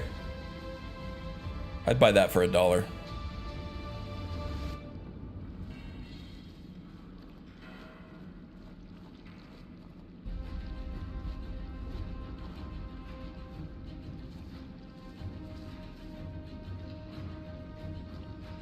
I feel like I'm going the wrong way. I feel like I've already done this. All right, clairvoyance. Hit me. Let's make sure the only thing I have active is black book here.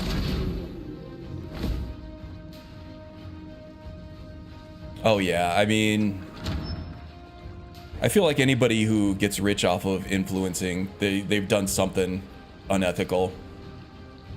Getting their followers to buy something they shouldn't be buying.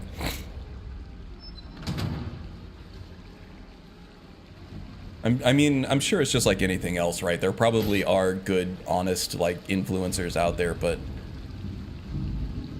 probably none of the big ones.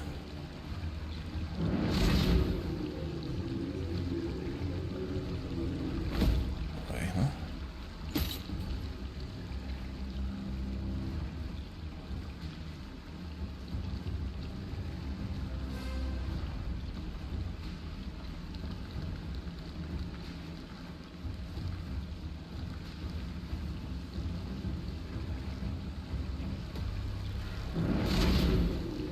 Okay, where is this enemy?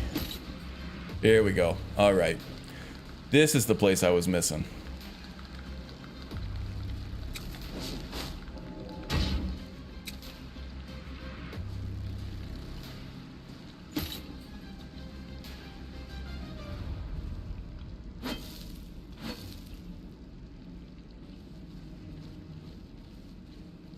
Here we go. This is looking promising.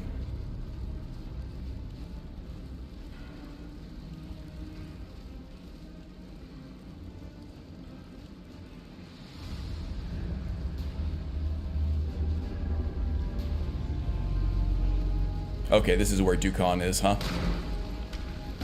Yeah. Alright, let's see what we can do about this guy. He's gonna be tough, but I think I can get him with a sneak attack. So let's amp up our sneak attacks here. Hopefully I can get up to him without being detected. And then let's buff up our one-handed. I don't think I have any poison that's gonna hurt this guy. That should be good. And then if I get caught, I want to switch to phantom armor. Give us a montage style fight. Yeah, unfortunately, with an assassin, if you're doing it right, you're probably not going to have any epic, long drawn out fights. Wah wah. Sorry, guys. No, when I do the warrior playthrough, though, there's going to be a lot better fights, I promise you.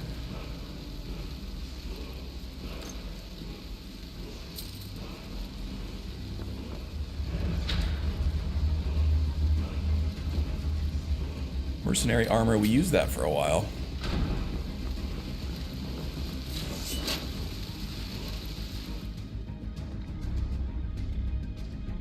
Cyclone. Oh, that's a cool shout to use. I don't think it'll fit with this build too well. Oh, and here's the black book. Okay, let's do this black book.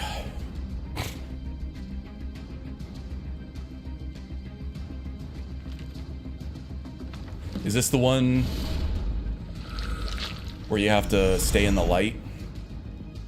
Because that one's completely trivial if you have quick light. Do you use Okado's Recital? I do use Okado's Recital. You don't know how to use that spell?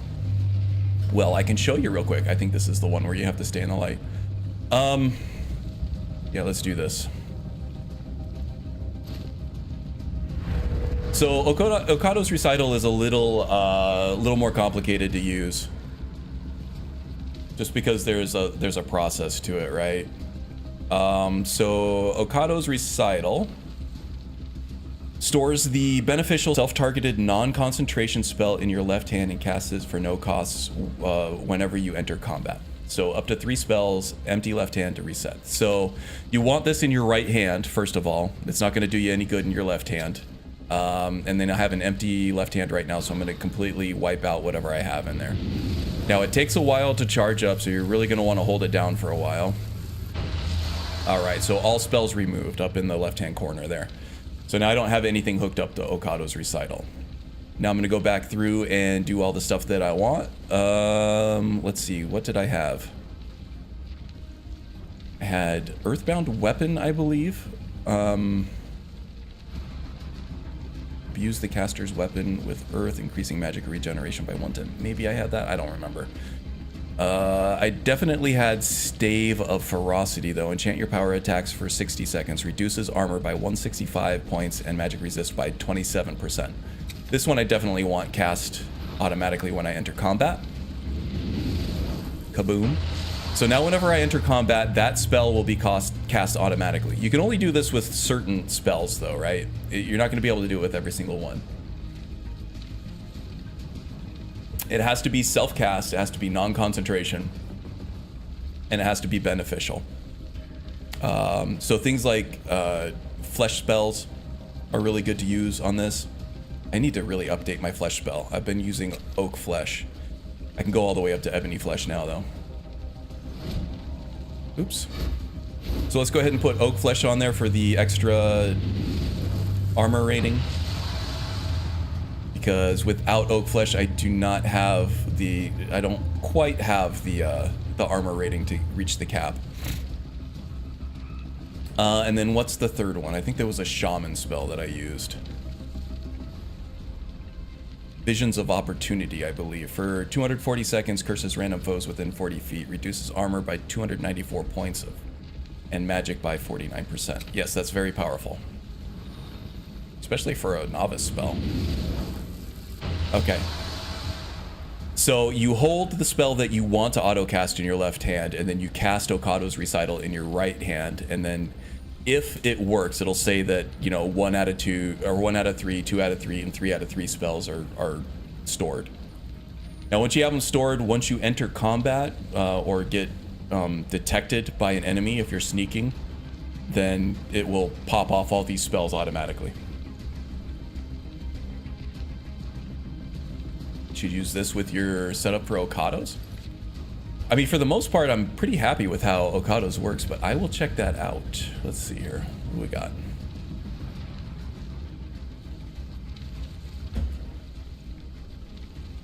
Auto Dispel. Ooh, okay. This could be good. Automatically dispelled at the end of the fight. Excellent. Yeah, alright. I'll be adding that. That's for sure. Thank you, Magus. I did not even know about that. Did not even know about that mod.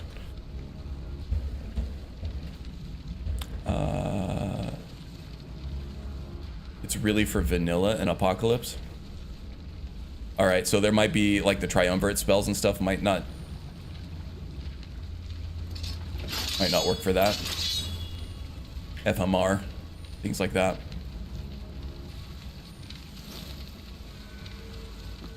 Okay, so yeah, this is the one where you take damage if you're in the darkness, so just, yeah, quick light it.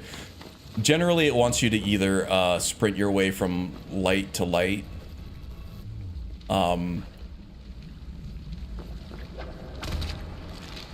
Maybe using things like Become Ethereal or other kinds of health regen tactics.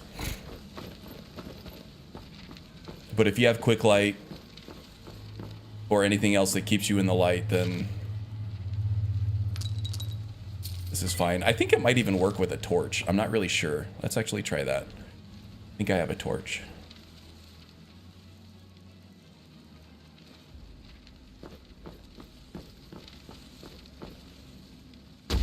No, it doesn't work with a torch. Has to be some other kind of external light source, sadly.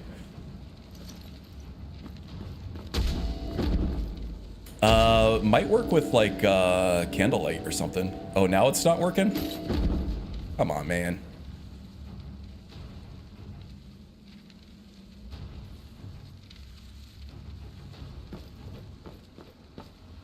Yeah. Okay, now it's fine.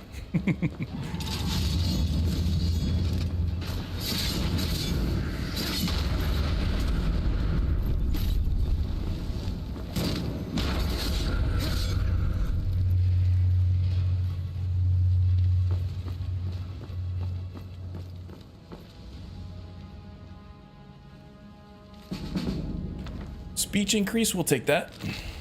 Speech is getting up there pretty good.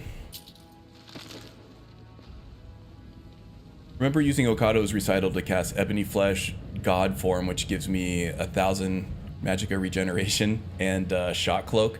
Yeah, there you go. That's pretty strong. FMR won't work. Not sure about Triumvirate. Odin will work too. Okay.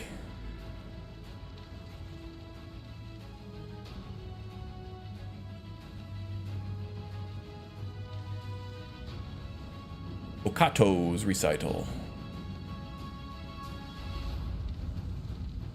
It does work with Triumvirate. Very wonky though. Interesting. Okay, where the hell am I supposed to be going? We're just gonna fight our way through this warrior style. How about that? At least that's the plan.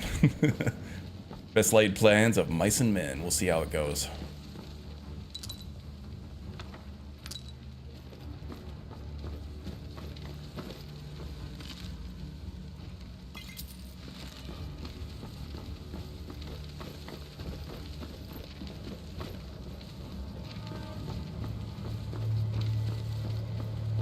Might try to patch it with FMR for the hell of it. Be pretty useful. I would imagine it's like an SKSE plugin, or does it not require SKSE? Okay, fighting this guy without any kind of rituals. Yeah, Stiger's a badass. Let it be known.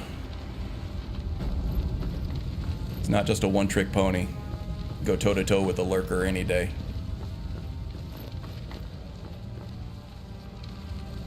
Doesn't need to rely on his spirits to save him. Oh, there's another lurker.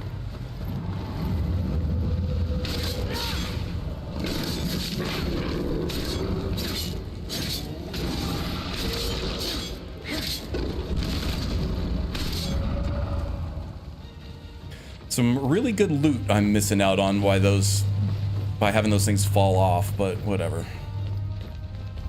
The black book is the main treasure here. Definitely want the black soul gems. And use Bloodthorn to fill those up with weak bandits or whatever.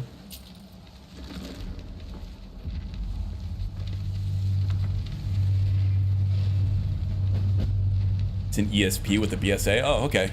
I figured it would just be a scripted thing.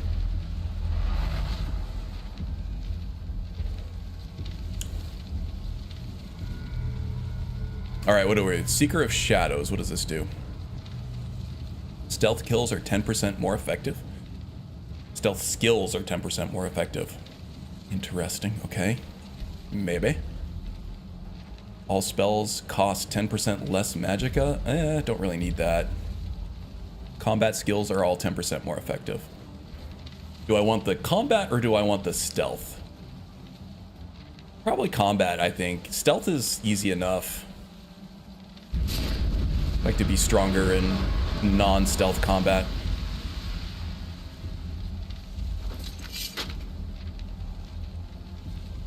Okay, so there's the black book.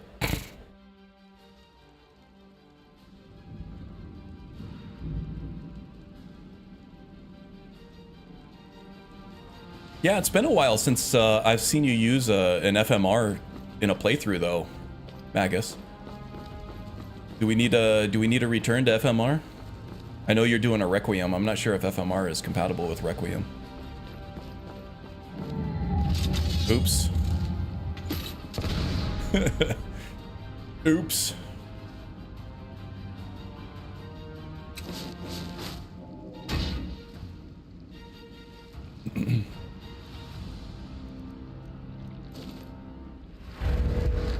Just gotta fight our way back out of here, and then we need to... Oh, okay, this guy is the Spider King over here.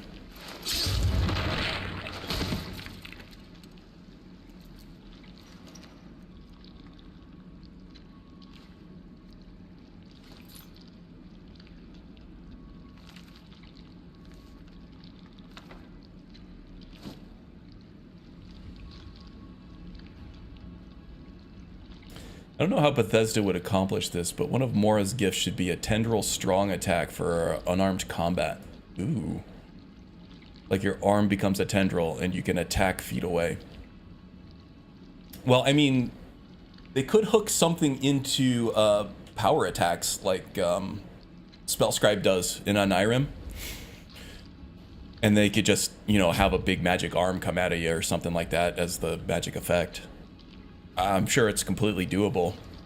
That would be cool. It would take some, you know, custom mesh work and stuff like that, but doable, I think. Be kind of cool. Okay, let's get the hell out of here. Gotta go talk to Neloth now. Clairvoyance, get me out of here.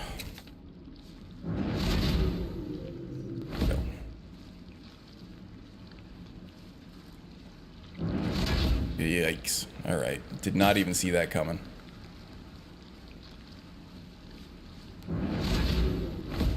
There we go.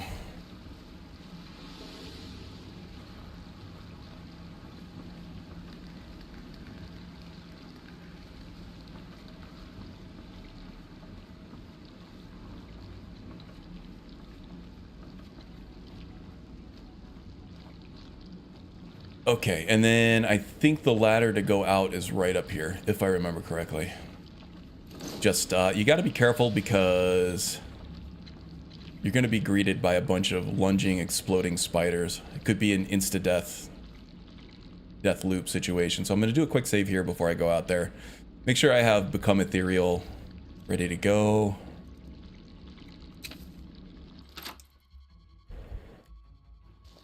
So what is the end game for the Stiger? I assume not killing Thanos. Yeah, I'm still working on that. For me, end game just means like end game gear, gameplay, making sure you have all... What the hell? How did that hurt me?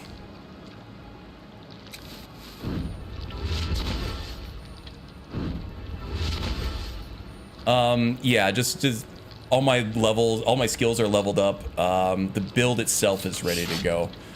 For the end game roleplay wise, I don't know. Anybody got any ideas? So the last kind of story beat that we did on this was that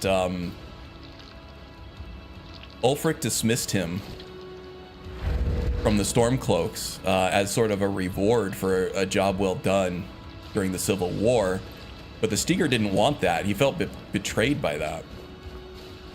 So I don't know. And then with the Dreamgaze, I suppose we could maybe sort of enthrall Ulfric in his sleep to become sort of our like follower, become our unwilling best friend. And then maybe we just go do adventures with him. Just go get into some freaking adventures with Ulfric, our new BFF, and just kind of act like everything's okay, but everything is definitely not okay. And then we just kind of leave it like unsettled and creepy like that. I'm down with that. I like that kind of a lot, actually. Maybe we should go stalk Ulfric. See if we can pull that off. He'd be a pretty strong follower too. Yeah, so let's turn in our stuff for Neloth. Dreamgaze Ulfric and marry his daughter? Sounds cool. Yeah, I did. I don't remember who mentioned the Ulfric's daughter mod, but is she marryable? Be easy enough to do that if not.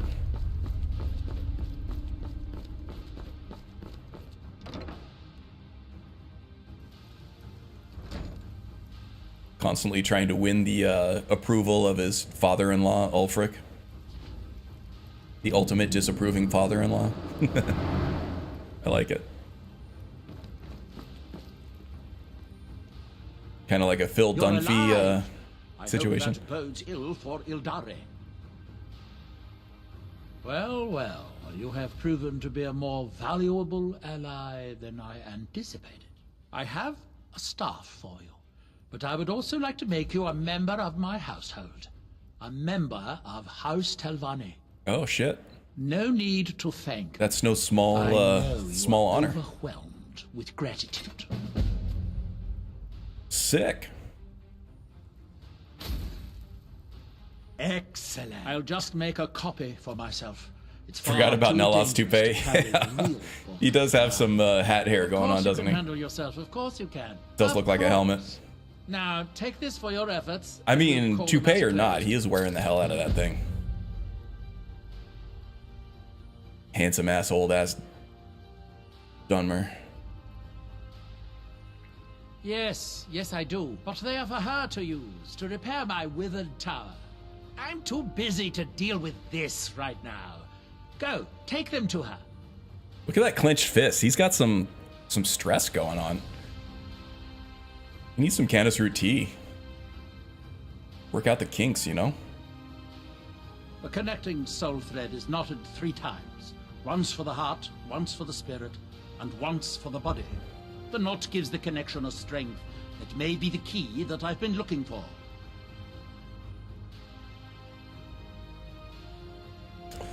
Let's get another research I'm job from running him. low on heartstones. If you have any with you, I'll buy one. Otherwise, Just one? tell you where you might find one. I have a whole bunch back at, Do I have a Heartstone? Excellent. I do. I'll I have take a whole it. bunch of them back at Here, Ryek's Have End. some symptoms. Dreamy enchanting. Anything else? Nothing else. Finally, I can get back to work. Oh, I can sell some stuff off to him, though. I may as well do that while I'm here. I might have a few staffs. If So what's you're everybody's interested plan for the in that weekend? sort of thing.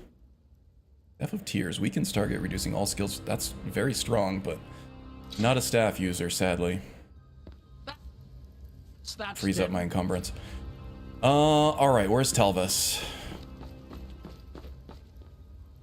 That whole thing with the standing stone was very odd. I'd just as soon forget about it. Oh, did he get enthralled? I I had you figured for a mage. was like, what I standing think you'll stone thing is he appreciate talking this. about?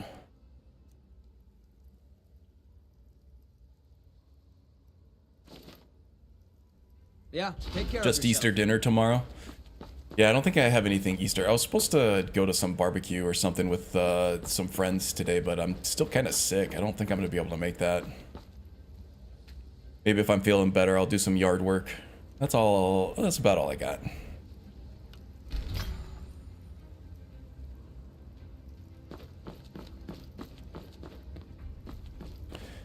Okay, let's head back to Windhelm, see if we can enthrall Ulfric.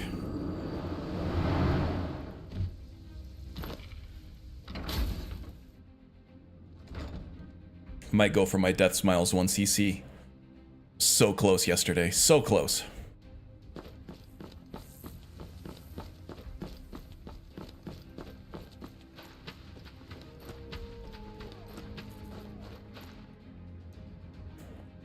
All right, back to Windhelm.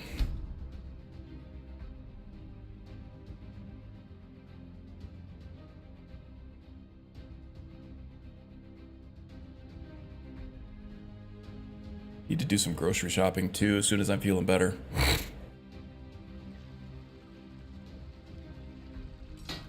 Replenish the stocks of food. Been living on like nothing but cereal and protein shakes lately. It's not good enough. Did get some Pizza Hut last night though for Friday night pizza night.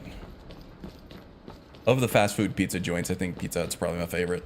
Ooh, I'm gonna eat the hell out of some leftover Pizza Hut today though, when I'm done streaming. Getting hungry.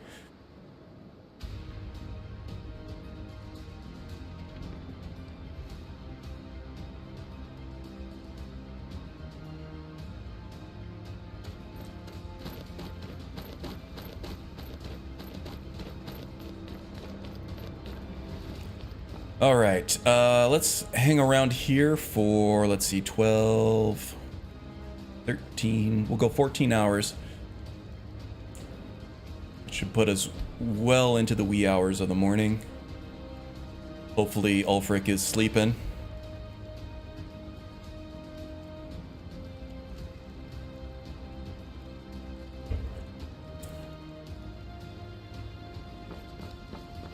A few septums ain't nothing. I've not prayed in a while. Let's go ahead and do that. I don't want For that, can't you? our favor to atrophy with the old ways. Oh, got a lot of gems now too. Having Greek yogurt with frozen wild blueberries. Ooh, that sounds really, really good. Like, really, really good. Yogurt sounds really good for some reason. I don't know why. Maybe I need some probiotics.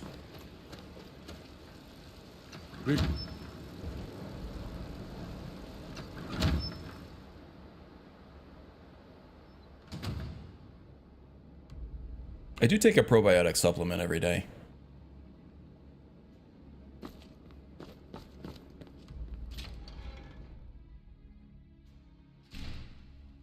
A weird side effect of, because Greek yogurt is high in protein, so I always try to get more protein in my diet. It's hard for me. I shoot for usually around 200 grams or more of protein a day, and it's really hard, especially with like intermittent fasting, to get that quota. But Greek yogurt is like a way to do it.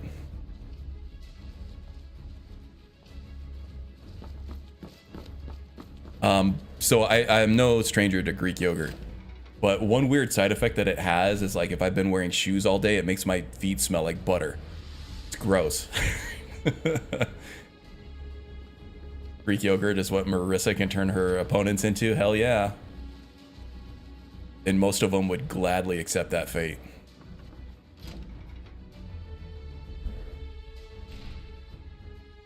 Never heard of that? It's weird. It's totally weird. But at the end of the day, after I had like my Greek yogurt, I take those shoes off. I'm like, ugh, why do my feet smell like butter? Just one of those things.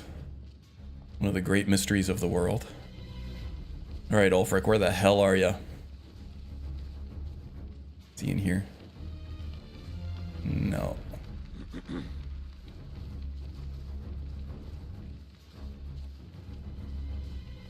And it goes away as soon as I'm like done. As soon as I like don't eat butter anymore. Or not butter, Greek yogurt. And what's weird is I can have all the butter I want and my feet don't smell like butter. It's just the Greek yogurt. I don't know what's going on with that. Okay, quick save just because I don't know how well this is gonna go. Here's the moment of truth, guys. Dreamcase. Ooh, it worked. Your victim obeys your will. Yes, make it quick. I'm a busy man. You're not nearly as busy as you're about. Oh. I can't take him though. I was able to successfully cast the Dreamcase on him, but can't take him along. I'd like to offer you a... Now, by law and tradition, I can only grant this title to one who is known throughout Eastmarch.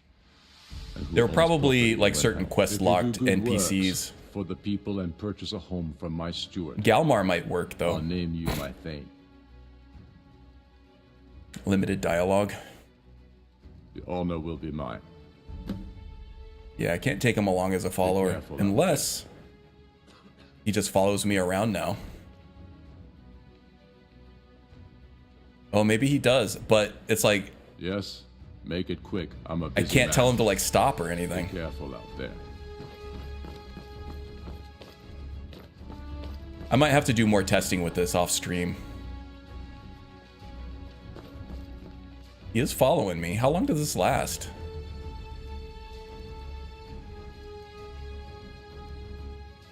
Is this permanent?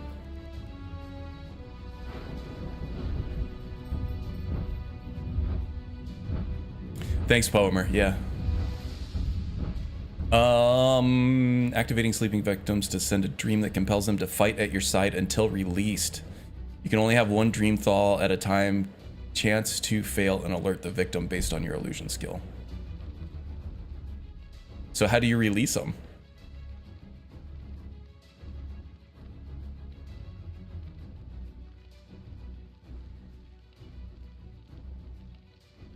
Take care. Yes? Make it quick. I'm a busy man. Talos, watch over. Don't even think about it. So it's not a follower in the game. So this is going to be tough for like sneaky stuff, right?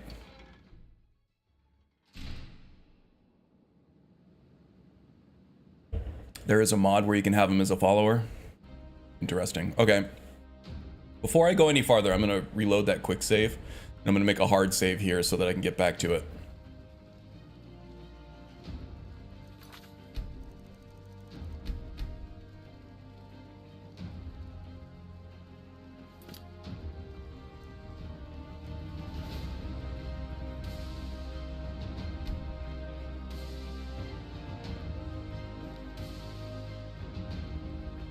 So he does follow me if I sneak, right? He does go into sneak mode, but I can't imagine he's very sneaky.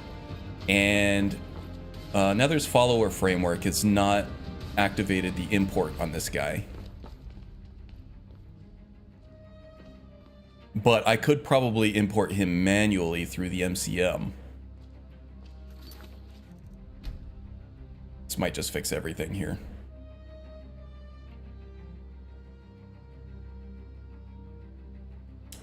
That's right, it's not under Nethers, it's under follower framework.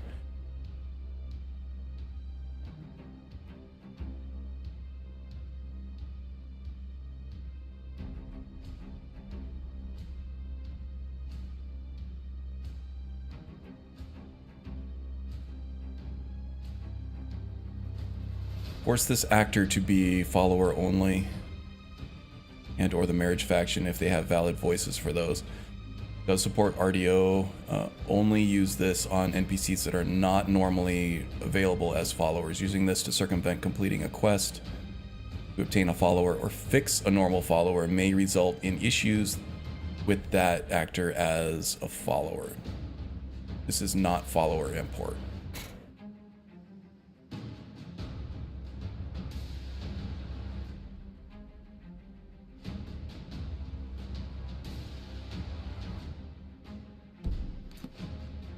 NPC cannot be made into a follower.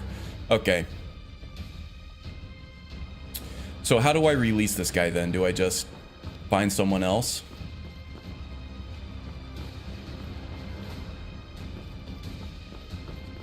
Because like I said, for sneakiness, sort out the Civil War, marry him to Elisabeth. Nice. Good call.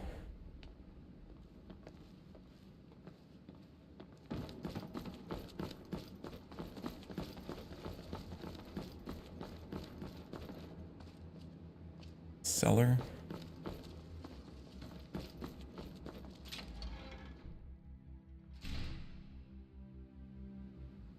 I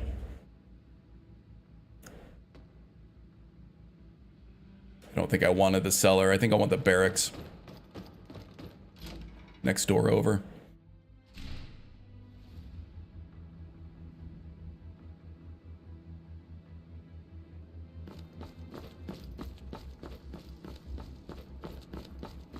Here we go.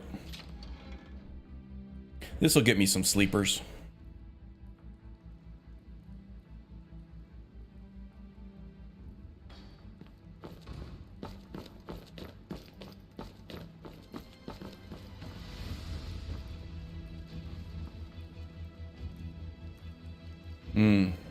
Can't do another dream gaze.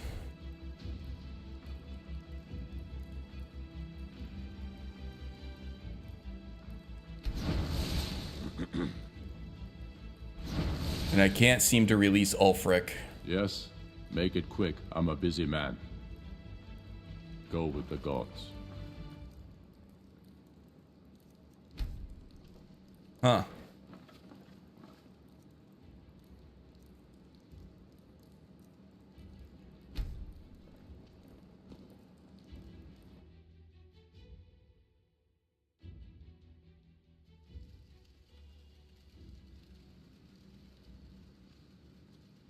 Let's see how this is supposed to work.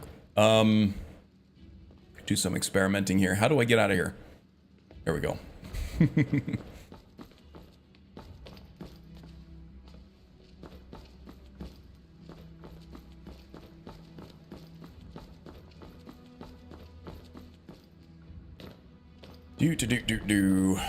So the guard should be completely available for a follower, right? Either through NFF or through the dream case. So I think I can get a good grasp of how this dream case is supposed to work through one of the generic guards. So we're just doing some scientific experimentation here. Put my lab coat on.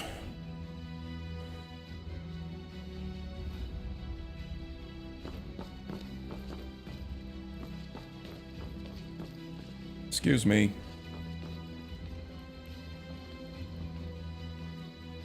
Dream gaze.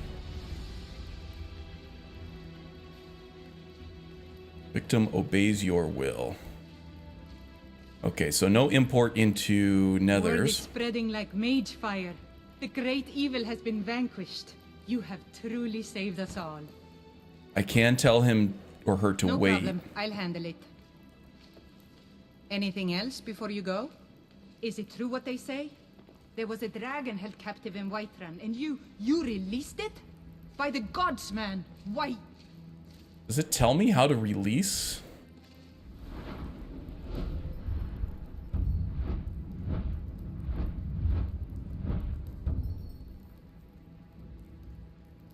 No, it just says it'll fight at your side until released. You can only have one dream thrall at a time. Dragonborn, it is my honor to stand before you. Stormblade, it's an honor. What is it? No problem, I'll handle it.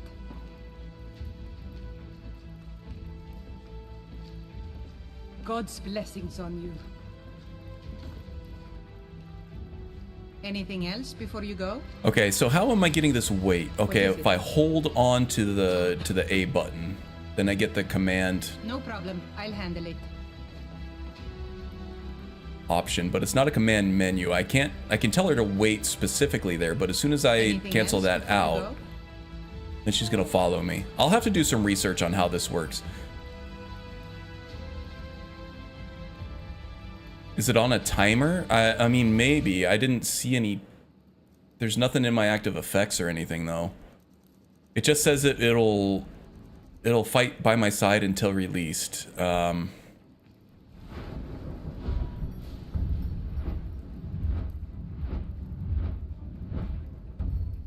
Activate sleeping victims to send a dream that compels them to fight at your side until released. You can only have one dream thrall at a time. Chance to fail and alert the victim based on illusion skill.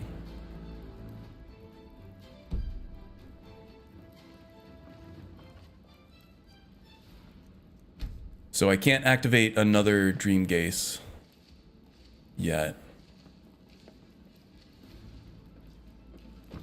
I can wait 24 hours and see how that goes. Try making them sleep in the bed and reverse it. Okay, I'll give that a shot. Yeah, I'll have to check the mod page. The problem is with Ordinator, there's so much information.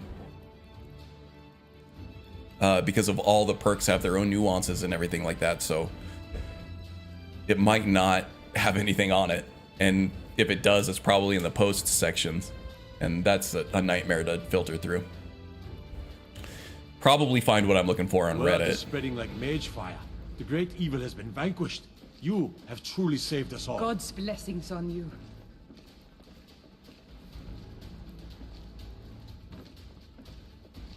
Can I make Did you her need sleep something? in a bed that I don't I'm own? sorry, that can't be done.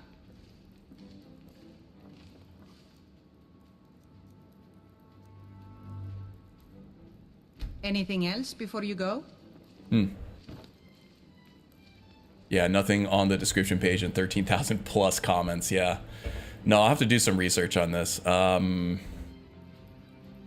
There might be an incompatibility with Is it true what they Nethers. say? There was a dragon held captive in Whiterun, and you released it? Seems to be the By only thing I can gods, do. man. Why? Oh, get over it. Anything That was else like before 5 you years go? ago.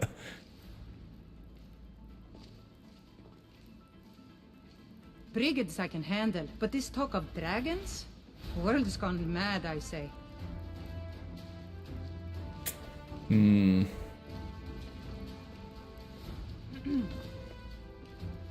she's not even following me into sneak now either. Did this expire? Is she not following me now? They say Helgen got hit by a dragon. If one of those horrors comes here, we'll be ready. She been released?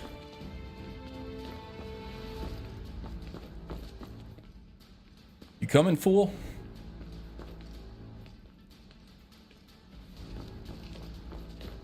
There's no visual indication that she's been released.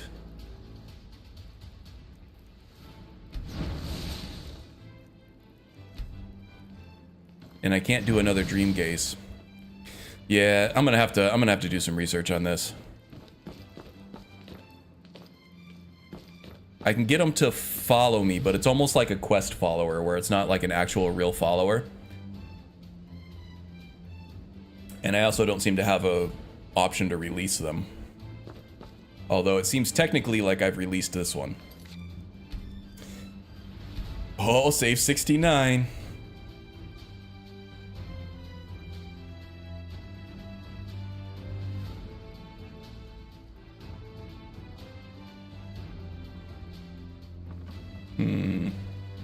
Okay, yeah, I'm gonna have to figure some things out for this. So I need to figure out what the end game is. I really liked having Ulfric the Follower, but I don't know if that's gonna work on any kind of technical level. Piercerald, thrice pierced. That sounds nasty.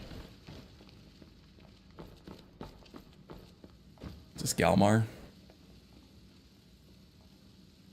Yeah, I don't know. I need to be able to release these people One if... of those horrors comes here. We'll be ready. Wonder if it gives me like a power or something to release. I didn't see that it did.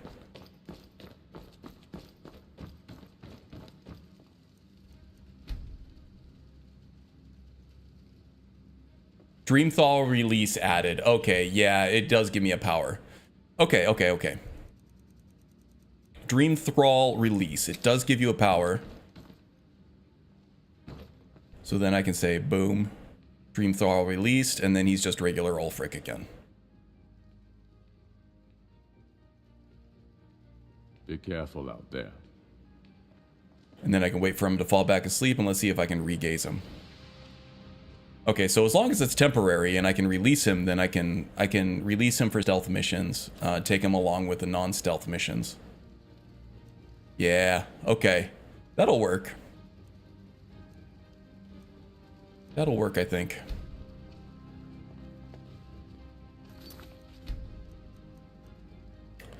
Interesting. I got some thinking to do on this. Because I don't want to break him either, you know? Like, I wonder... Let's do some experimentation. Let's experiment on Ulfric.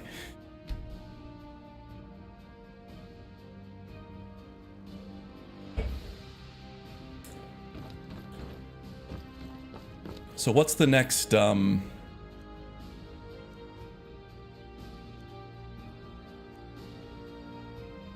Let's go search for Baldur Iron Shaper. Iron Shaper, not Schaefer. Take him all the way to Solstheim and then release him and see what happens. Well, actually, Ulfric will like some revenge on the Thalmor too, so this will be a good quest to take him on.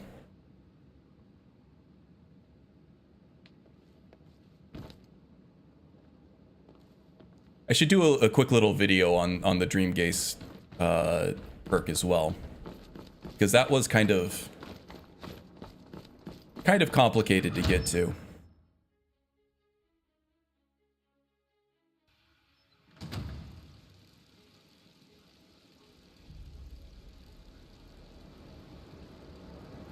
I guess, you know, if I do want him to like stay put, I can have him just like wait somewhere.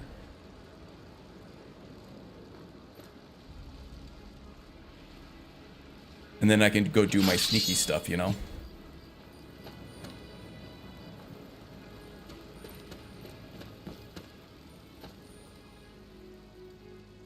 But then he might be borked. Careful out there.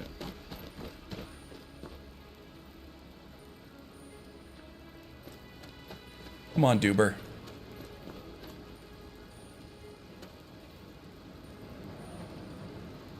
Coming now?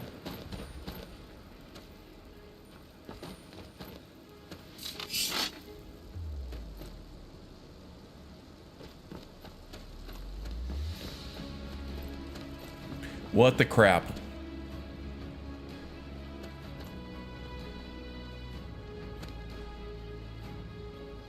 Yes, make it quick. I'm a busy man.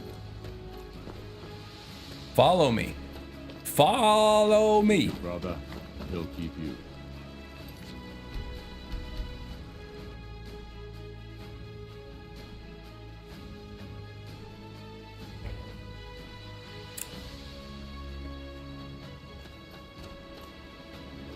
Okay. Well, telling him to wait seems to break him. So probably just need to release him before I do anything too sneaky. But let's see how this goes.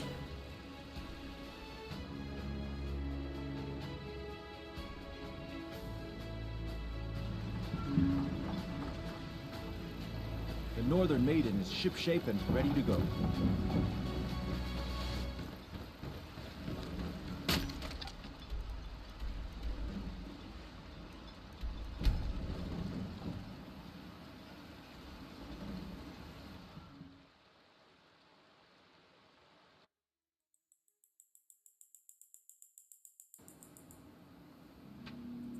Here's Ulfric.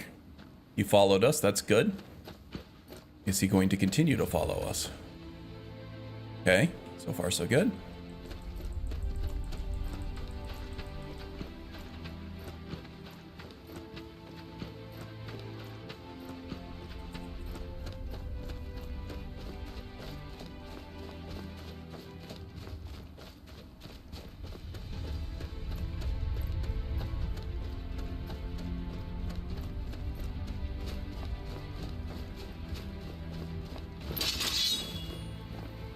Find another way around. Never should have come here.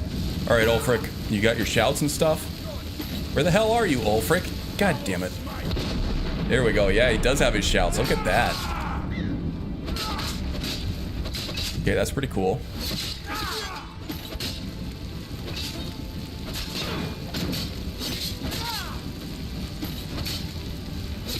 Yeah, he's a pretty strong follower. Wake me up when you're ready to fight me for real. It's funny because you're in a dream trance. Anything worth looting? Not really.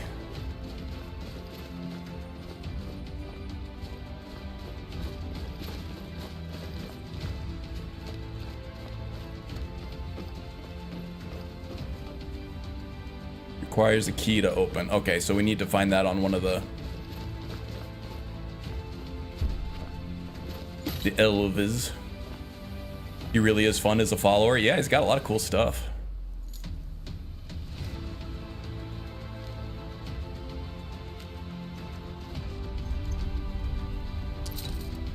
He's got all like that dialogue and everything too. He talks some mad crap, that's for sure. And he's got the shouting. Very cool. I just doubt he's very sneaky. I can't really manage his equipment to make him sneakier. There is an apocalypse spell, I think, that makes all of your followers invisible as well. Okay, there's a basement to this, I'm sure. So there are ways that I can make him sneakier, but just kind of a lot to have to manage, I suppose. I remember you. You're the one who freed the skull from the dark spell. Thank the All-Maker that you have come. These accursed elves have taken me from my home. So if I can get the weight mechanic to work so he doesn't get like stuck in place, that would be ideal, I think. No, my wounds are not serious. There's that circlet clipping through that hood. Perhaps they intended to frighten me. At worst, I have a few bruises to show for my ordeal. I do not know this word, Thalmor, but if you mean the elves, they were trying to learn the secrets of forging Stalrim. Their leader, an elf named Ankarian, has a map. He says that it shows the location of a hidden source of Stalrim. All right. Where can I find this guy? They took me there and showed me the map. You will find it on the northern coast. So yeah, for full frontal assault, Ulfric is a good follower to have. Yeah, I do need to figure out how to get him to follow after I have him wait. It belongs with the skull. I will return to the village. When you have the map, please bring it to me there. And thank you. May the All-Maker bless your days. Maybe I just, you know, if I'm going to do like a pure combat mission or something like that, then I can take Ulfric along with me and then release him for the stealthy missions. I don't know.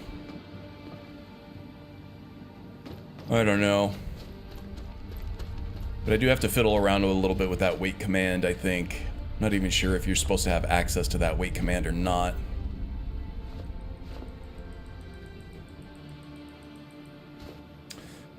Let me try this. I'm going to do a quick save. I'm going to have him wait.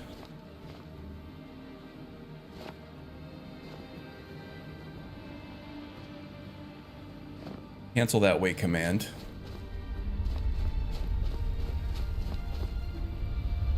Yes, make it quick. I'm a busy man.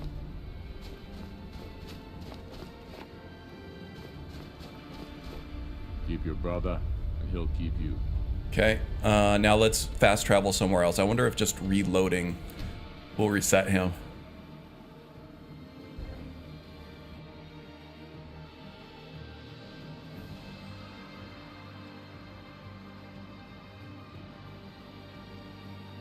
Ulfric? Oh no, it didn't do anything.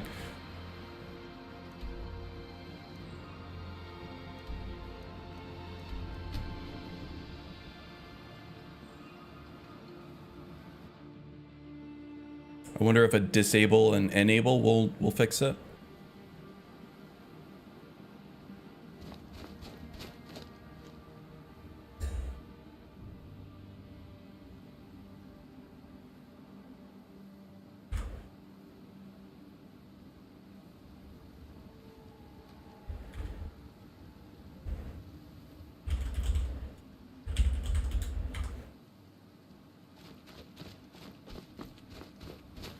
No, that didn't help.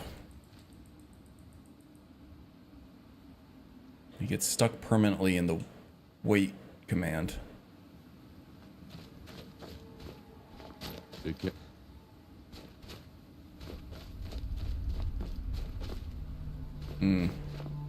Yeah, I don't know. Now what happens if I release him? Is he gonna walk all the way back to Windhelm? Seems to be the case. And I can't force him back to sleep in order to re-thrall him.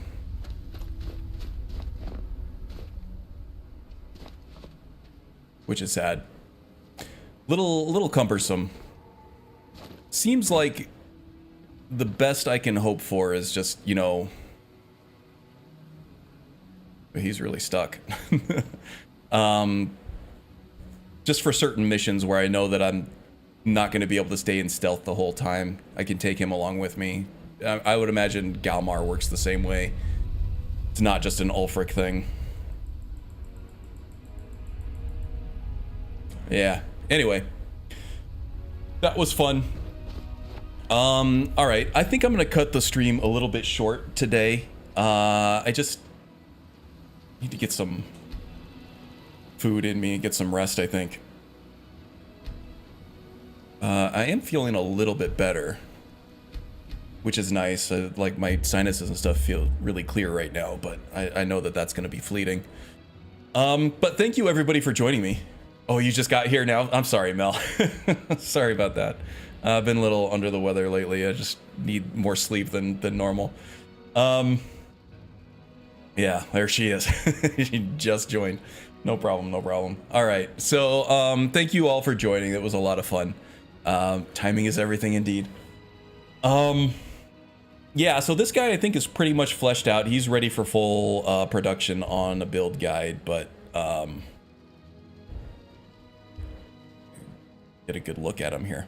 But yeah, that's a lot of work. In the meantime, I'm going to be working on that Hunterborn hidden quest line video, and also the I think I'm going to do a Dreamgaze video too once I can figure out what the hell is going on with this wait command. So that'll be another good one to put out there. But until then, hopefully I'll see y'all next week. Yeah, click around in the description below. There's some really good content creators down there. Magus80 streams on Twitch. I think he's just about ready to start another character playthrough. 57 Strudel also has a bunch of fanfic, just tomes and tomes, volumes and volumes. Chitmel's here. I'm gonna peace out. Yep, pretty much. No. It is the thought that counts. I appreciate you showing up.